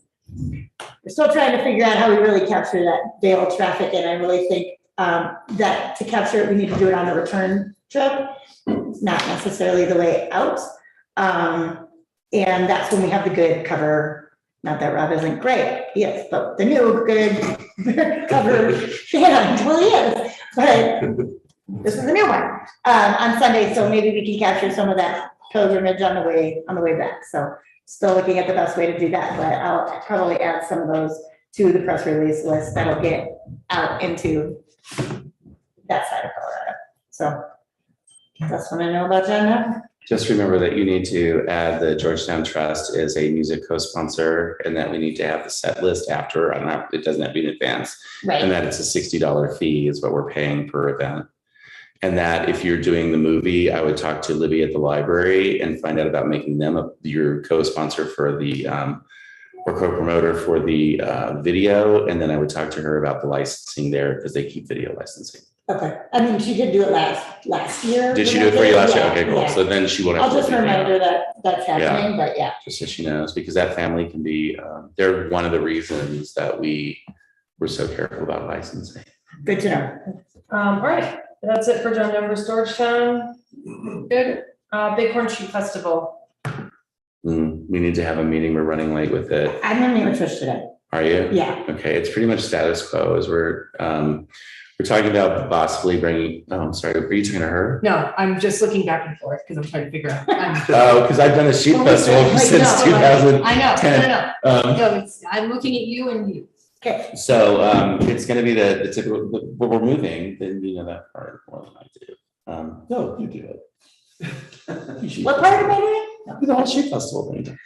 I'm happy to do that, whatever is needed, but whatever we need, we'll hopefully wrap that up today, so I know exactly what beyond I need to do, and as far as vendors and all of that goes, but also just the marketing part of it. I think we're pretty squared away, that's all done, casted, Yeah, we didn't add a ton to it this year, so it'll still be, we'll have the sheep there, we'll have, Elberts, and we'll have, not real sheep, can't have real sheep. It's unfortunate. We'll have Albert out there. We were trying to get Wilder out there. That's the big. Is that Wilder was a no?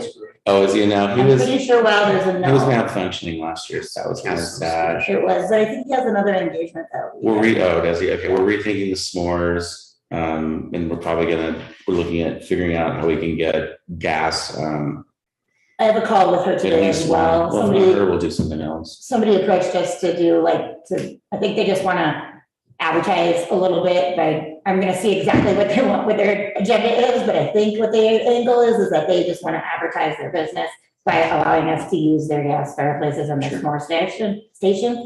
But my question, I guess, to Bighorn, for vendors and s'mores, and are we gonna utilize the parking lot? We're not gonna have a Yeah, we festival. haven't had to, for the festival before in the parking lot. No, but we don't have a Strauss Park for No, vendors, Strauss Park. s'mores, all of that. Then if you need the parking lot, yeah, all I need is a letter asking the names Okay. to use it with the dates and the times. Is that what you want, Paul? Sure. Okay, all right. What is the date of? What's the date? I think Second it's the 12th. Saturday. It's the second Saturday of November every year. And the venue for the public lecture where the wildlife officer talks it has been squared away. It will again be the dining room of Hotel de Paris Museum. And the Georgetown Trust has a contract with us for that space. And so that's all squared away. So Jen, we're good it's to the go. 8th. The 8th? Saturday, the 8th. Saturday, No, it's November. It's November. Oh, I'm sorry, you're right. The 8th is a Tuesday. No, You're right, it's the 12th. I'm sorry, I was looking at October. the 12th of November, second Saturday of November. Okay, not October. awesome. Is there, what else on Bighorn sheet? It's, And it's the same stuff, like there'll be archery at the visitor center, there'll be informational services at the visitor center. I think we decided not to, the CCMRG doesn't want to try to do the running game because they got winded out last year and they weren't into it. We're still talking about trying to figure out 5Ks and bike rides, but we decided since South Strauss Park is not going to be there as full, and we should just put that off and do status quo this year. So the library will be involved with kids activities. We'll do the hokey pokey, all the cute fun stuff that we've always done twice. right. And we'll get you a full list of the itinerary. It's on in front of me next meeting. Perfect. Or we can mail it out, whatever you want. Graphics have been updated for media, all that. The cast has done that. It would be between, so the wildlife department, they do a lot of the print materials for us, or all of them actually. They take care of the print materials for us. Jen's been stepping up the advertising and social and elsewhere. And then we'll figure out if we want to try to do some other advertising together, but that's. Yeah, and there's a QR code this year. And I'm working out the logistics of the photo contest. Yeah, The you're photo on. code. Nice. Yes, you are. Yes, I I am. forgot about it. See, I've just walked away. from the photo Here's the contest. festival. Thanks. Hopefully by the end of the day, Well, I I will do have the anyway. itinerary and the web link to the actual landing page on the events calendar, but I want to make sure we have all that and the photo contest link as well. So that's the goal. It's a busy day. I'll pray for you. Thank you. Thoughts and prayers. Thoughts and prayers. It's fun. Awesome. So November 12th, we'll look forward to that. That will continue to be on the agenda until November. Right. And then the next big thing is, There's a lot of moving pieces and we'll have more information next month. Oh, okay. all right, that's it. Good update. Thank you. Updates. That was Christmas market, by the way, that I just was leading into. Will the park be ready for that? Yeah, Mary. Gary, why did you have such a question? Was we gonna be ready before summer? We're gonna do it. Okay. It's looking good. What's there looks good. Let's hope for a long, I hope so. not rainy or snowy September that will allow for things to transpire. Okay, so Christmas market is gonna be tabled for today. Lot of moving parts. Kevin, I apologize. I cannot find the mission statement. That's okay, because I forgot to work on it again. So we'll do. Do you want me to give any updates as far as things? Yes, you're gonna go here in a minute. Don't But worry. what I will point out, You need to go. Thank you. Thanks. everybody in the back of your packet, there's an article that I provided. If you don't know who Bob Phipps is, he's known as the retail doctor. And he's written a great book. He did research for years and years in retail locations about customer behavior. And he's very scientific in the way he thinks and very no nonsense. I encourage everybody to follow him on social media. He always gets back to you, whether you're a customer or not, he will get back to you. But this article reminded me of Mrs. Promotions, because you see what it says, how to bring downtown retail shopping area to life. And I won't read it to you, but I will point out steps 1, 2, and 3. One is help yourself. And so that's things like pulling the weeds in your cracks, washing your windows, putting up your flags up and Cracks down in the every sidewalk, day. please specify cracks in the Cracks in the sidewalk. My mind goes. Parking in front of your store. Yes, that comes up. Yeah, not parking in front of your store. Don't let your employees park in front of your store. Leave that for your customers. Band together, and I think that's what this group is. We have banded together, and then I think we're doing all 3 steps, to be frank, and then approach local politicians, state officials, and granting agencies. So I think we do all 3 of those things. So I just want to encourage everybody. This is for encouragement that we're on the right track and to just keep plugging along. But do read this article and do follow Bob Phipps, the retail doctor, on Facebook. Awesome. He sent it to me and it was a really good article. Thank you. Yeah, he's a great guy. So before we get into Rick's updates, we need to do the 2023 budget. Yeah. Which Mary and I will work on, and if anybody else wants to join in. I know. Oh, I know. Oh, can I go? I love budgets. I was busy that day. Oh, God. So I have to turn it into Mary. I will try and get it out to you guys to review for feedback. There is a worksheet in here that's attached that you can look at to kind of see our current year what we're expected, what we've expended so far.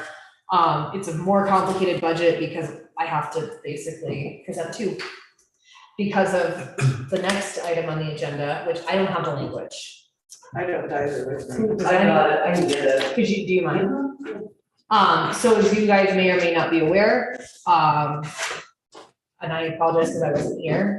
Last Board of Selectmen meeting, we passed a resolution to move forward on the November ballot with a lodging tax proposal to our voters. 2%. And stay tuned for the language. Okay. Well, This would be it's not an additional tax, it would be a replacement, or it would be, I don't know if replacement is the right word, but in lieu of the county lodging tax, if it's passed in Georgetown, the town would get the 2%, which would take it out of the counties. Once we state our authority to do it, they cannot do it. Right. And so we basically, it is an increase because we don't have one, but they would no longer get that. So that's where the difference is. And it's basically we added the language from the House Bill 22-1117. So that, a lot of those jargon that was in that bill is now added to ours. So So it would give us a lot of flexibility as to what we could do with the funds. Yes, it would, help events and marketing, but we also see, there's a lot of good language in House Bill 2117 where that money in Georgetown could be well served. Oh, that's cool. thank you so much. So the ballot language, just so you guys are aware, reads, can I read it? Sure. Okay. Shall town of Georgetown taxes be increased by $225,000 in the first fiscal year of 2023, and whatever additional amounts are raised annually through each subsequent year through a 2% town sales tax on lodging services commencing on January 1st, 2023. The revenues from such tax to be used solely for support of the activities of the town's Business Promotions Commission, organization, promotion, marketing, and management of public events, activities in support of business recruitment, management and development, coordinating tourism promotion activities, housing and childcare for the tourism-related workforce, including seasonal workers, and for other workers in the community, facilitating and enhancing visitor experiences, including extended seasonal maintenance of use of the Guanola Pass Scenic Byway, capital expenditures for housing and childcare for the tourism-related workforce, including seasonal workers and for other workers in the community, and capital expenditures related to facilitating and enhancing visitor experiences. And shall all revenues granted from the sales tax authorized hereby and from any earnings from the investment of such revenues constitute a voter-approved revenue change and exception to the revenue and spending limits of Article X, Section 20 of the Colorado Constitution. And that is, So help me God. I know. So I mean, yeah, the Board of Selectmen, did that, and it was, We did. yeah. So Jen, question for you, and Rick, you maybe have to fill in this. You had sent some information out to us that they, I'm sure. so when the material is printed. Yeah, for Yeah. comments. If you guys want to submit comments in favor of it, we need to get it by. I have to get it to the county clerk by September 26th, so you have to get it to me by like the 22nd, say. In favor of or opposition to? Both. Because the Both, language yeah. was shifted So, I mean, to meet the state's language, which can be a money grab for the town. Instead of putting it toward direct promotions, it can be used for all kinds of different things. And so it shifts the entire purpose of the original lodging tax uses that were shifted with this recent law that was changed. So we're going back just to the same damn darn thing, but we're doing it with the town now. So it'll be an opposition for me.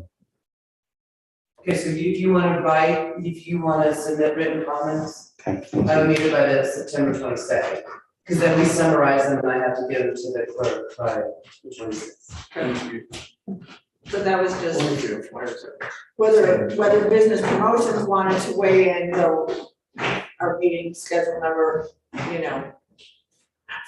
falls in timely ways, but just so that everyone is aware, to be able to submit something. Yep. Okay, thank you.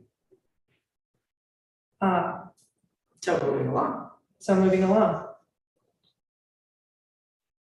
Hi. We need money, but it's no good if it's just 3% of it goes to us and the 97% of it, whatever the law is, goes to everything else that's on that list. I think that one of Without the, past scenic byway. so that, but no, that's a big one because that would contribute to winter economics. So I was not able to attend the meeting. It's also an avalanche zone up there. It's also a very protected environmental area for the ptarmigan and everything else. So, But if people can access it in the winter, it will improve our economic climate. okay, but there are multiple factors to that and it's not a promotion. Anyway, whatever, you know what, you guys voted on it. It's done. From a town perspective, individually, I do support the maintenance of the byway in the winter because I think that we would have a good reason to get people here into the town if they can use another outlet for our town. Another We had a business owner who playground. who appeared at the board meeting and that was just one of the comments that was brought forward as to potentially extending the season of the byway. And now realize that the town of Georgetown has a very short path, ownership of what that would be. So that this is not, I don't see how. It's already maintained at Cabin Creek. Our road and bridge guys aren't. We're not plowing to grade. Yeah, but opening the door to have, to look into that as an extended season, year round, no, I mean, but the possibility of it. And there are some businesses here Well, in it's town. it was $50,000, what, 12 years ago to when they stopped doing it, it was $50,000 a year to go all the way up to the Clear Creek County line. So there's a quarter of that money. And if Georgetown's giving that to the county to do that, that's. No, one thing. you're. But it's misinterpreting that. already maintained to Cabin Creek by Cabin Creek for the most part, correct? But we are not saying by that we're turning around and giving the money to anyone. It's just a possibility that we want to be able to look into to extend the season. Yeah. Whether it's Guanella Pass or whatever, so.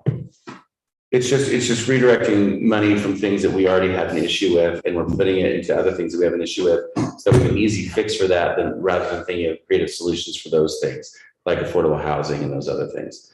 So that's something that I have a challenge with. And that's fine, and they, so. It's a redirection, so it's not anything that we didn't talk about redirecting that money for that. We talked about pulling those funds in for promotions commission and for hiring somebody and for using it for direct promotion of town.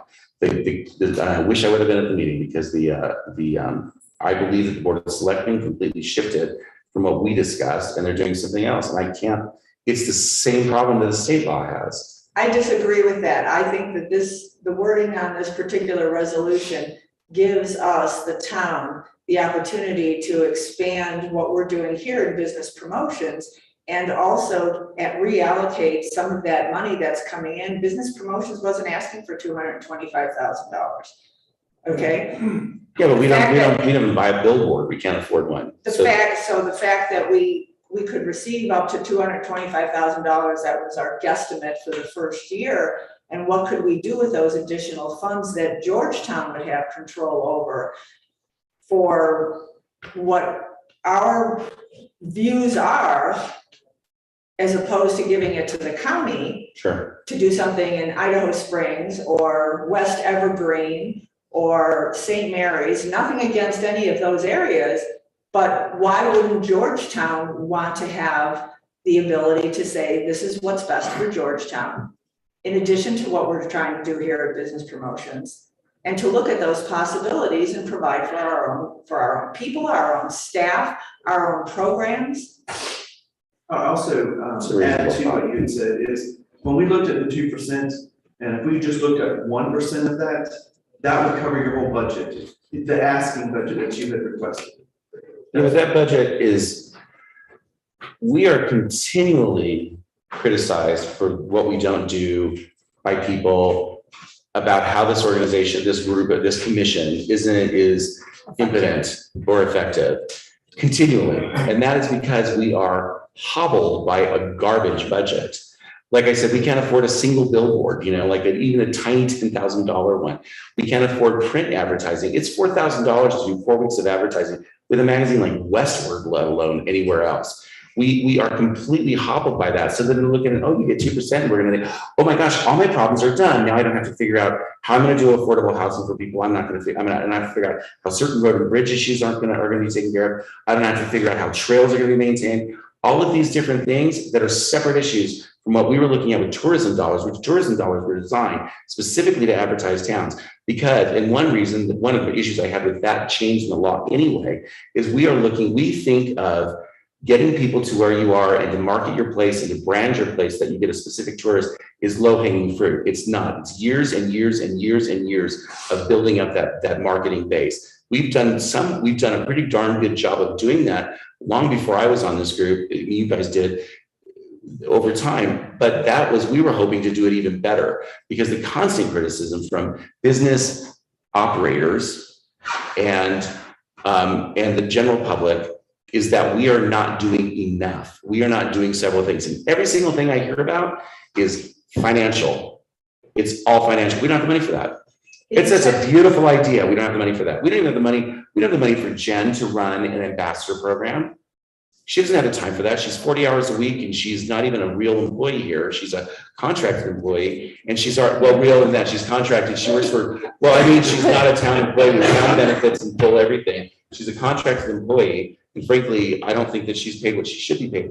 She is working really, really hard and over 40 hours a week already. If we really wanted to have somebody like a Jen, we would have to pay a lot more money. We would have to make sure that she's a full town employee. And then she would have to have assistants in order to do an ambassador program.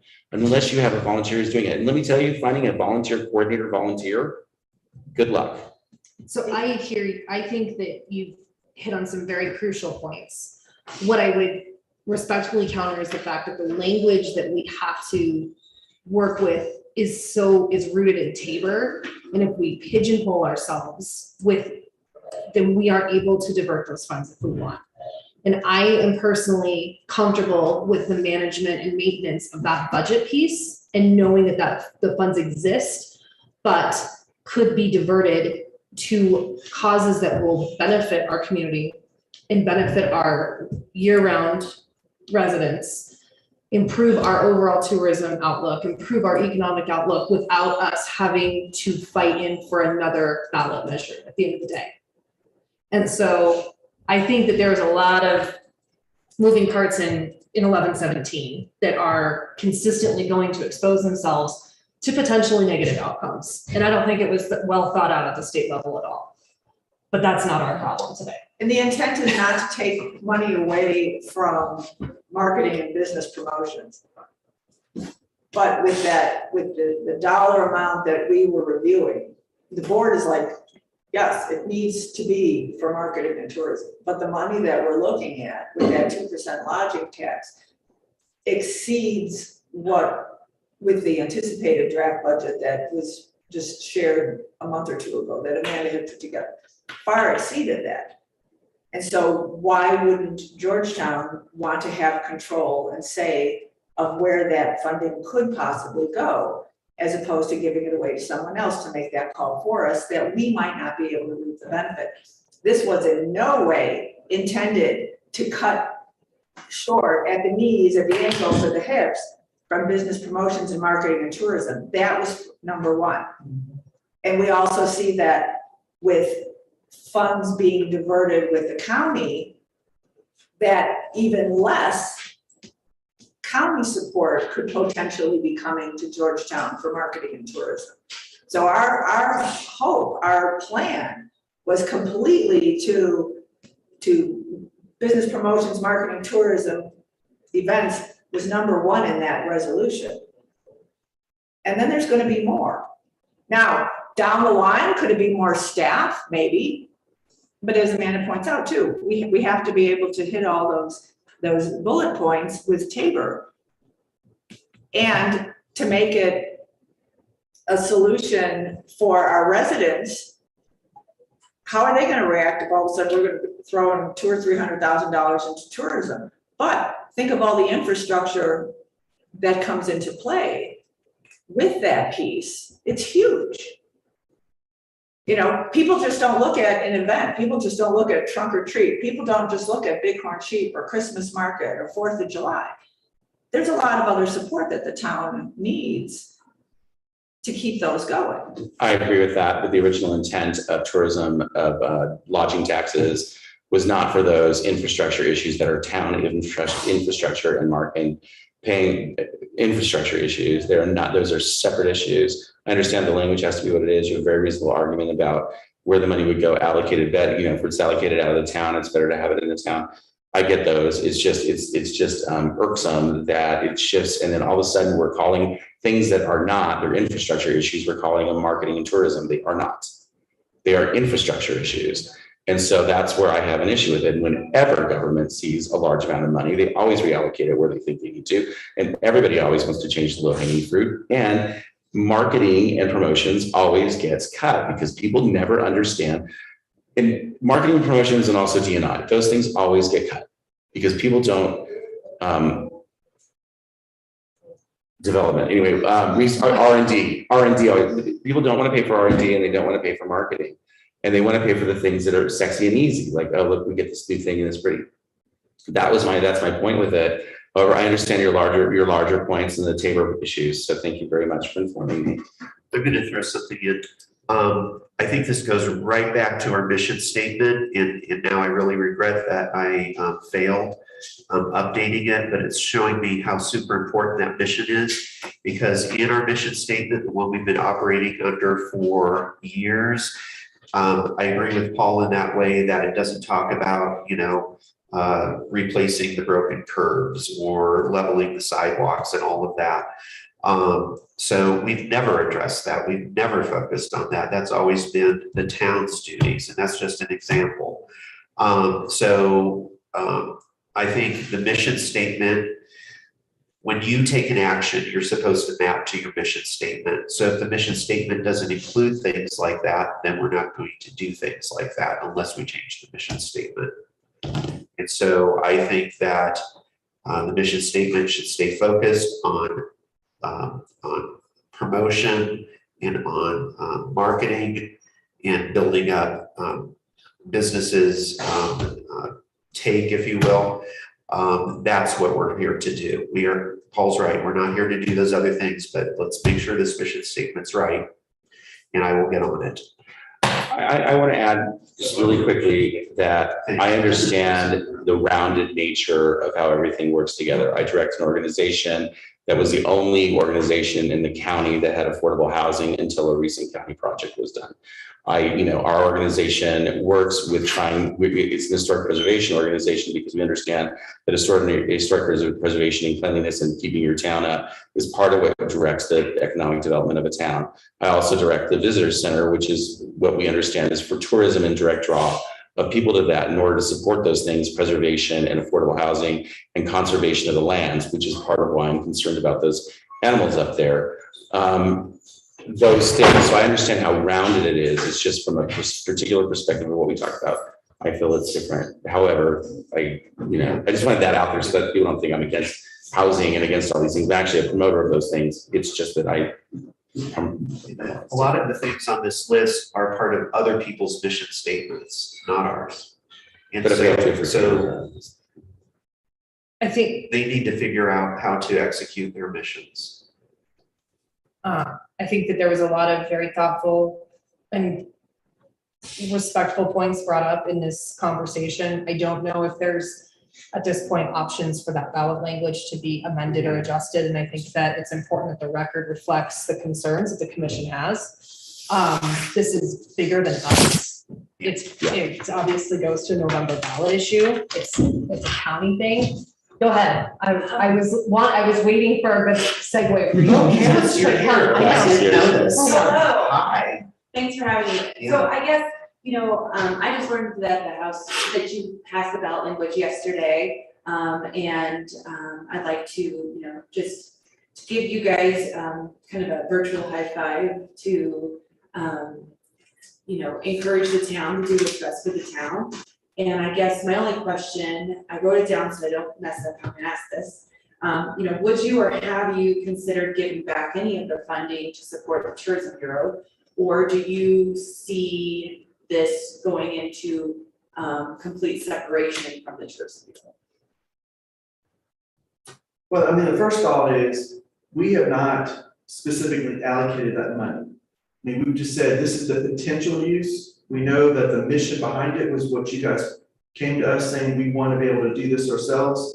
So we have not allocated these. It's just we followed the Tabor language in the House bill, which if you could sit in the conversation that I was in with the county, with their officials, administrators, nobody wants more tourism, which was shocking to me. Yep. We're the only ones that's saying that. Yep. They're saying we're done. We want to reallocate 90% of that money, which is what they can do. That's what the House bill allows them to do.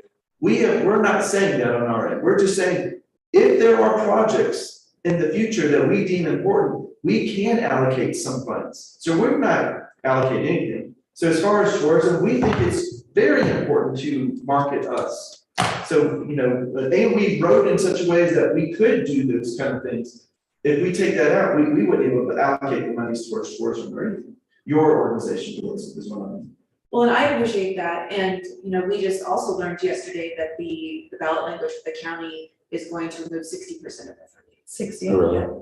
And, but it is written in a way that, that the maximum amount we can receive is 40%. However, our contract is set to renew coincidentally in December.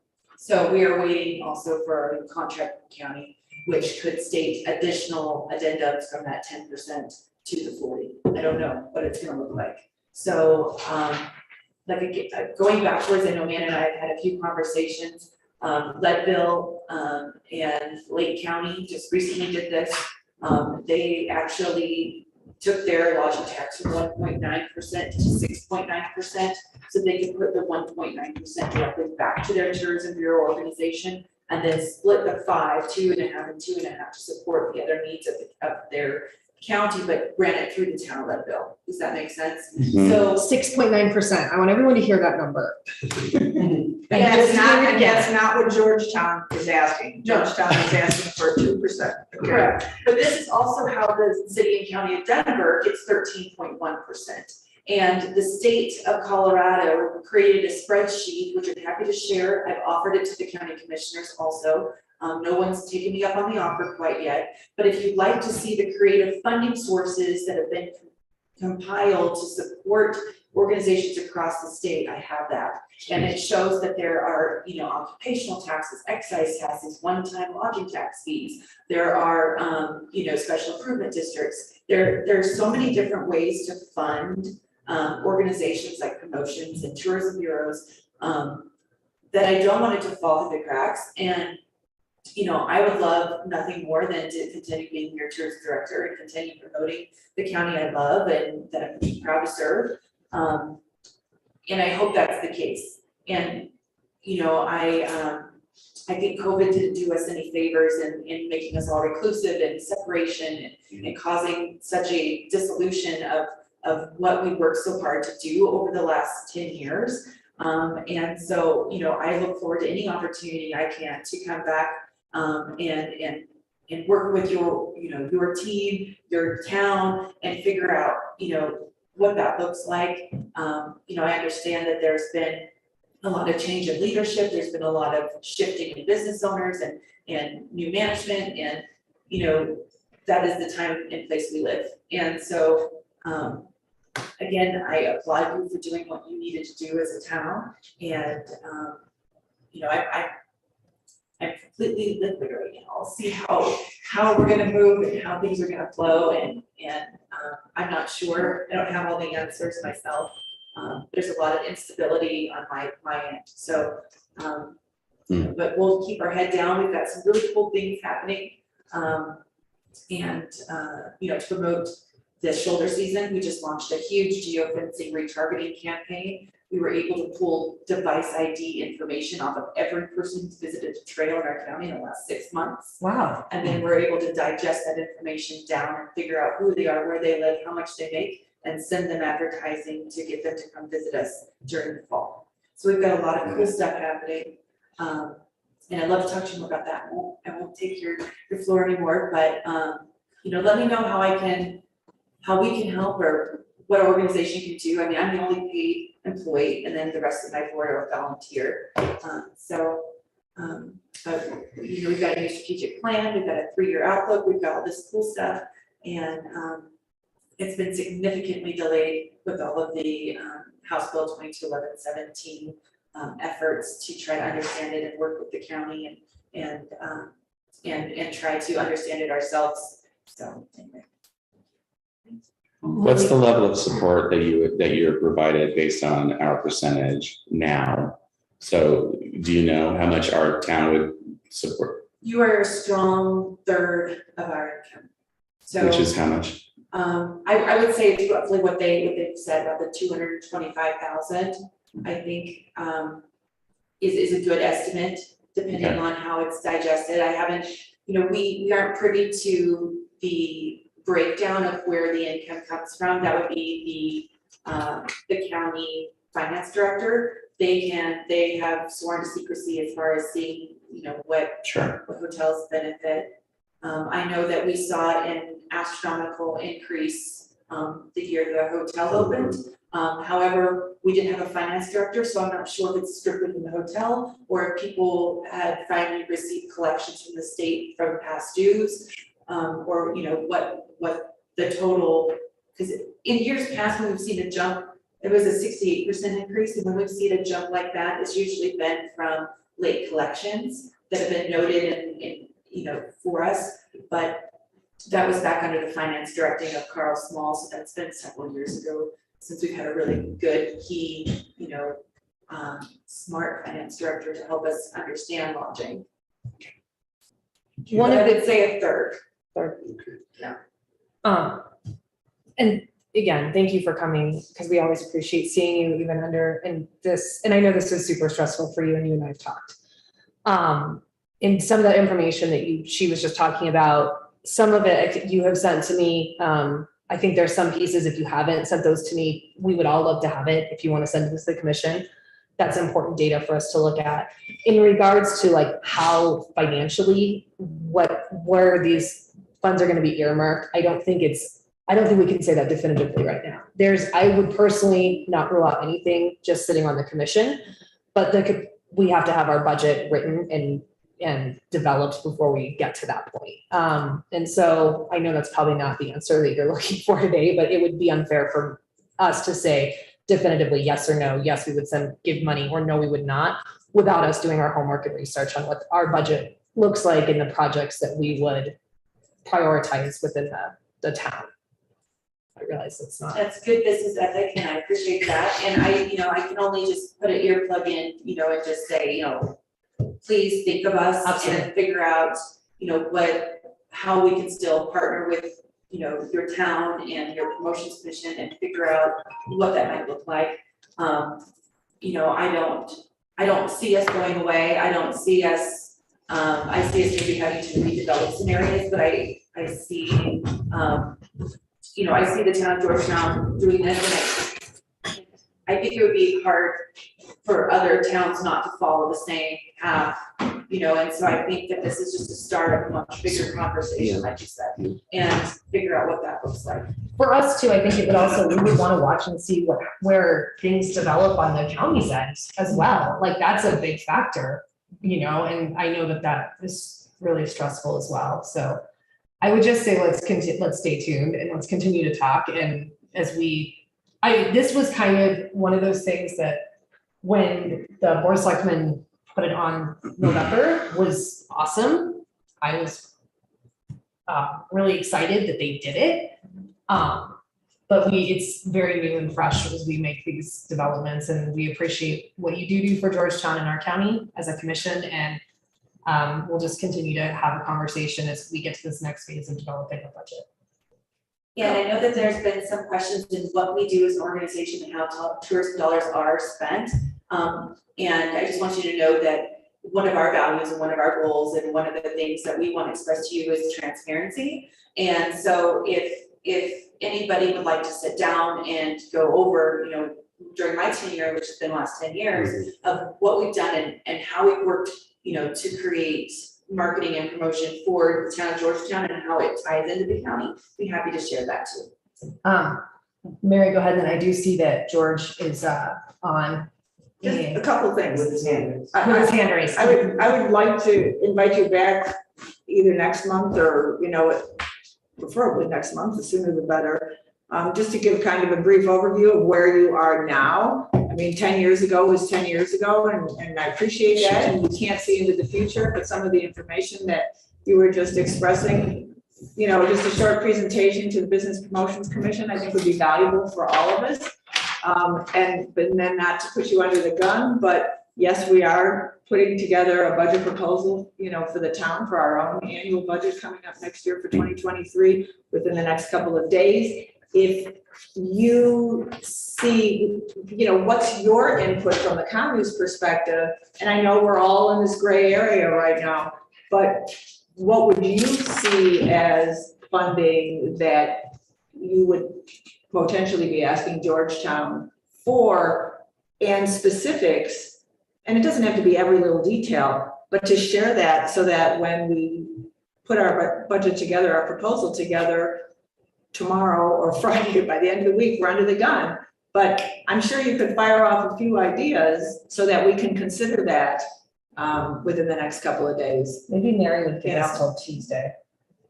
I mean, something is better than nothing. And so not right now, not off the cuff, not on your head, but email it to Amanda. Amanda and I will be sitting down, starting to crunch numbers.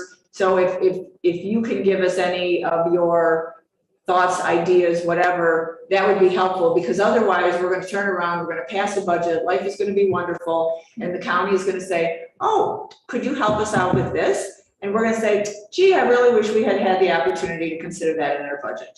Okay. So come back and see us in 2024. And I know that's not what you're asking. So give us an idea now, as opposed to too late, like next week. Budget in anticipation was passing. Right, Okay. well, and maybe it's, Something's better than like nothing. a package, Yeah. like, here's what we could do with this amount, here's what we could do with this amount, maybe I'll do something like that. That's I fine. have to write That's our fine. actual, Yeah. like, That'd be helpful. current.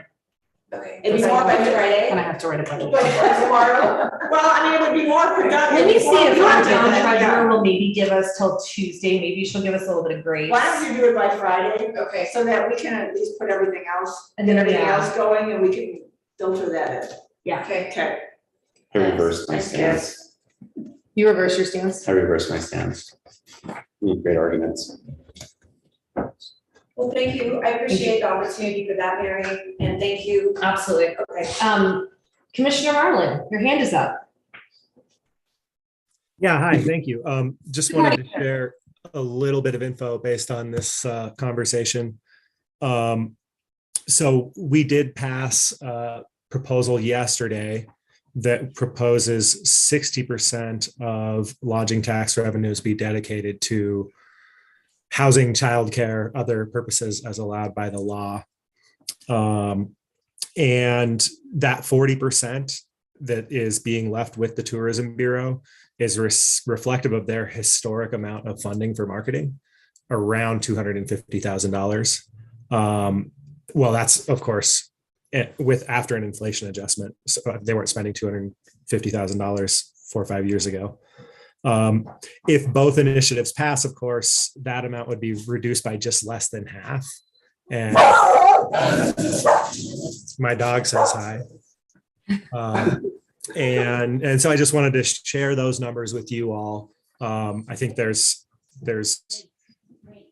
a lot to be figured out based on if one or either of these passes, and happy to have more conversations about that as we move forward. I think right now it's just kind of a wait and see. So just wanted to share basically those numbers. Thank you. And I apologize. I did not see that you tried to call me earlier because I had my phone on Do Not Disturb. So I'm glad you found your way to our meeting. And thank you for sharing those numbers. We appreciate it. You're welcome. Before we call this discussion, is there any other feedback on the ballot language? Thank you. And if you can get us that information, we are appreciative, and we will work it into some mock budgets and conversations so that we have a working baseline. And thank you for coming. If you are able to, we will put you on the agenda for next month to give us a little bit of a presentation. We'll put you on first so you don't have to sit through all of our debates on where the busy bee should go and all of our other burning Georgetown questions. It's after 9, or I should be good. That's fine. Okay. So we'll put you on for 9 o'clock then. Okay. That's not a big deal. And then that'll be October 5th? Yes. Sure, that sounds great. I appreciate that. Thank you. All right, with that being said, review of the minutes. I didn't see anything. I didn't have any changes. Can I have a motion to approve the minutes from August 3rd? So moved. And a second. I'll second. All in favor? Aye. Minutes are approved. Before we adjourn, is there anything else? Oh yeah, I forgot about you. We got a little wrapped up. You have 6 minutes. All right, great. Well, I hope I won't take that long. I just want to say how thankful I am for every one of you guys. It is exciting to be part of something like this. Sometimes when I need a break, I go outside and I talk to people. And I'm so amazed at hearing where people are from and why they come to Georgetown. And most of them are like, oh, I've been here for years, but what keeps you coming back? And you know what I hear more than anything is the Hotel de Paris. I'm telling you, Kevin, you've done incredible. And people rave about it. I mean, like, I had someone who's been like, I've gone every time I come back, and I'm always amazed of what I learned. And those people in there are so, I mean, Kevin, you do a great job. And so I'm just in awe. I'm in awe of hearing people, how happy and excited they are. And you guys know, I almost just said y'all. But you guys. I also see your mug. I see your UGA mug from here. I know what's going on. It'll be a long winter, sir. And we're but anyways, you guys know how much the town has been under with these weather storms. It's been tough. I get constant complaints. And Paul, I know how hard it is to be at the visitor center when these rains come down. We're here to help. And so Oh, thanks for mitigating the floodwaters that were coming directly into our business by creating, Yeah. Thank you. We have been in contact with CDOT. They're very slow to do anything. And Oh, I just wrote them this morning at 6. I know, and they also put me in my place, so it's okay, but squeaky wheel gets the oil, and I'm gonna keep going at it, because some of these issues have not been addressed for a long time at CDOT, and we're reaping the negative impacts from those things. So anyways, we're working on it. We're trying to deal with our drainage problems. Streets now are my highest priority, is to get these up. You're gonna see curbs, you're gonna see other things come back, because it's really important to me, and I see what you guys are talking about, and I see your passion for the city and wanna make it beautiful, and that is on my agenda to get these things taken care of. Street lights, I have, I know that's been going on forever, but I have submitted the spreadsheet to Excel, and they are gonna be working on repairing the lights that are out. I have contacted House of Signs. They came, we walked through every sign together, and they are gonna be submitting their quotes of repairs. There's really only 2 signs that really need to be repaired. If you go in, looking at the microscope, you can see issues, but I'm not worried about that. I'm worried about the ones that are significant, in damage and repair. And then getting that one, that the solar light's no longer working, trying to get that one back on. So I'm waiting at this point. So streets, lights, signs, they are being worked on. But some of the issues is, our streets on the mount sides are the ones that are most affected because the rain drainage is coming down. Wherever fixes we do, it gets washed out, and we have to go back and do it again. But it's still better than doing what they did before, where they use the millings and they put the chemical down and it hardens. And then when the water comes through that, now we can't fix it because it's hard. It's, it's a permanent, even though it's not in great condition. So we're trying to eliminate that. We may have to go back through and literally it's not regrade, but it's cutting up areas where they try to do fixes that weren't really good fixes. So Muscovite, Skyline, Bluebird, Flatiron, the lights, those are ones that we've had some significant issues with. Muscovite and the first one that's right beside it. I just named it, but forgot it. Alliance. Skyline. Those are our 2 worst. Those 2, because they're pretty steep and they're grade levels pretty steep. So anyways, that's a snapshot of what I've been working on, trying to get things going. That's a great update. I will say that I just happened to look out the window a couple of weeks ago, and I saw an Excel car and a guy get out with a clipboard, and he was looking at the inventory numbers of the polls. So I knew something was happening. So I really appreciate that. And the one question I was asked about the House of Signs was about the information on the panels. And so I went to the 3 locations, and I can't think of any better way to say what the sort of like the bullet points are. The one change I would make, if we could do that at some point, it says historic Georgetown. That is a point of confusion between the town of Georgetown and the nonprofit Historic Georgetown. That is really not the name of our location. We are a town of Georgetown. We're not Historic Georgetown. Historic Georgetown is a nonprofit over in Argentine. So I think that's a mistake that was made on those signs. And so if we could look at replacing that curved part with the logo of the town and have it say Town of Georgetown, because this is not Historic Georgetown. Do you think that we should look at any signage that gives a stronger indicator about our national historic landmarks? Oh, Paul will chime in on that because that's part of his mission. That was like, I'm not What a often great intimidated, and that show. look was kind of intense. It was happy. I'm like, what now? Well, now it makes me so happy. Welcome to my life. I'm sorry, No, I'm you're- intense today. I'm You're on fine. steroids. It's fine. Go ahead, sir. Anyway, Yes, we don't, and that's some feedback I get, but, we have a lot of information about the National Historic Landmark District. We're one of the oldest national historic landmark districts in the country. We were created before the law was passed, and so that's why we go all the way up to Silver Plume and 2 miles up to the mountains, where we're talking about possibly, making that available during the winter season. Wow. Different things.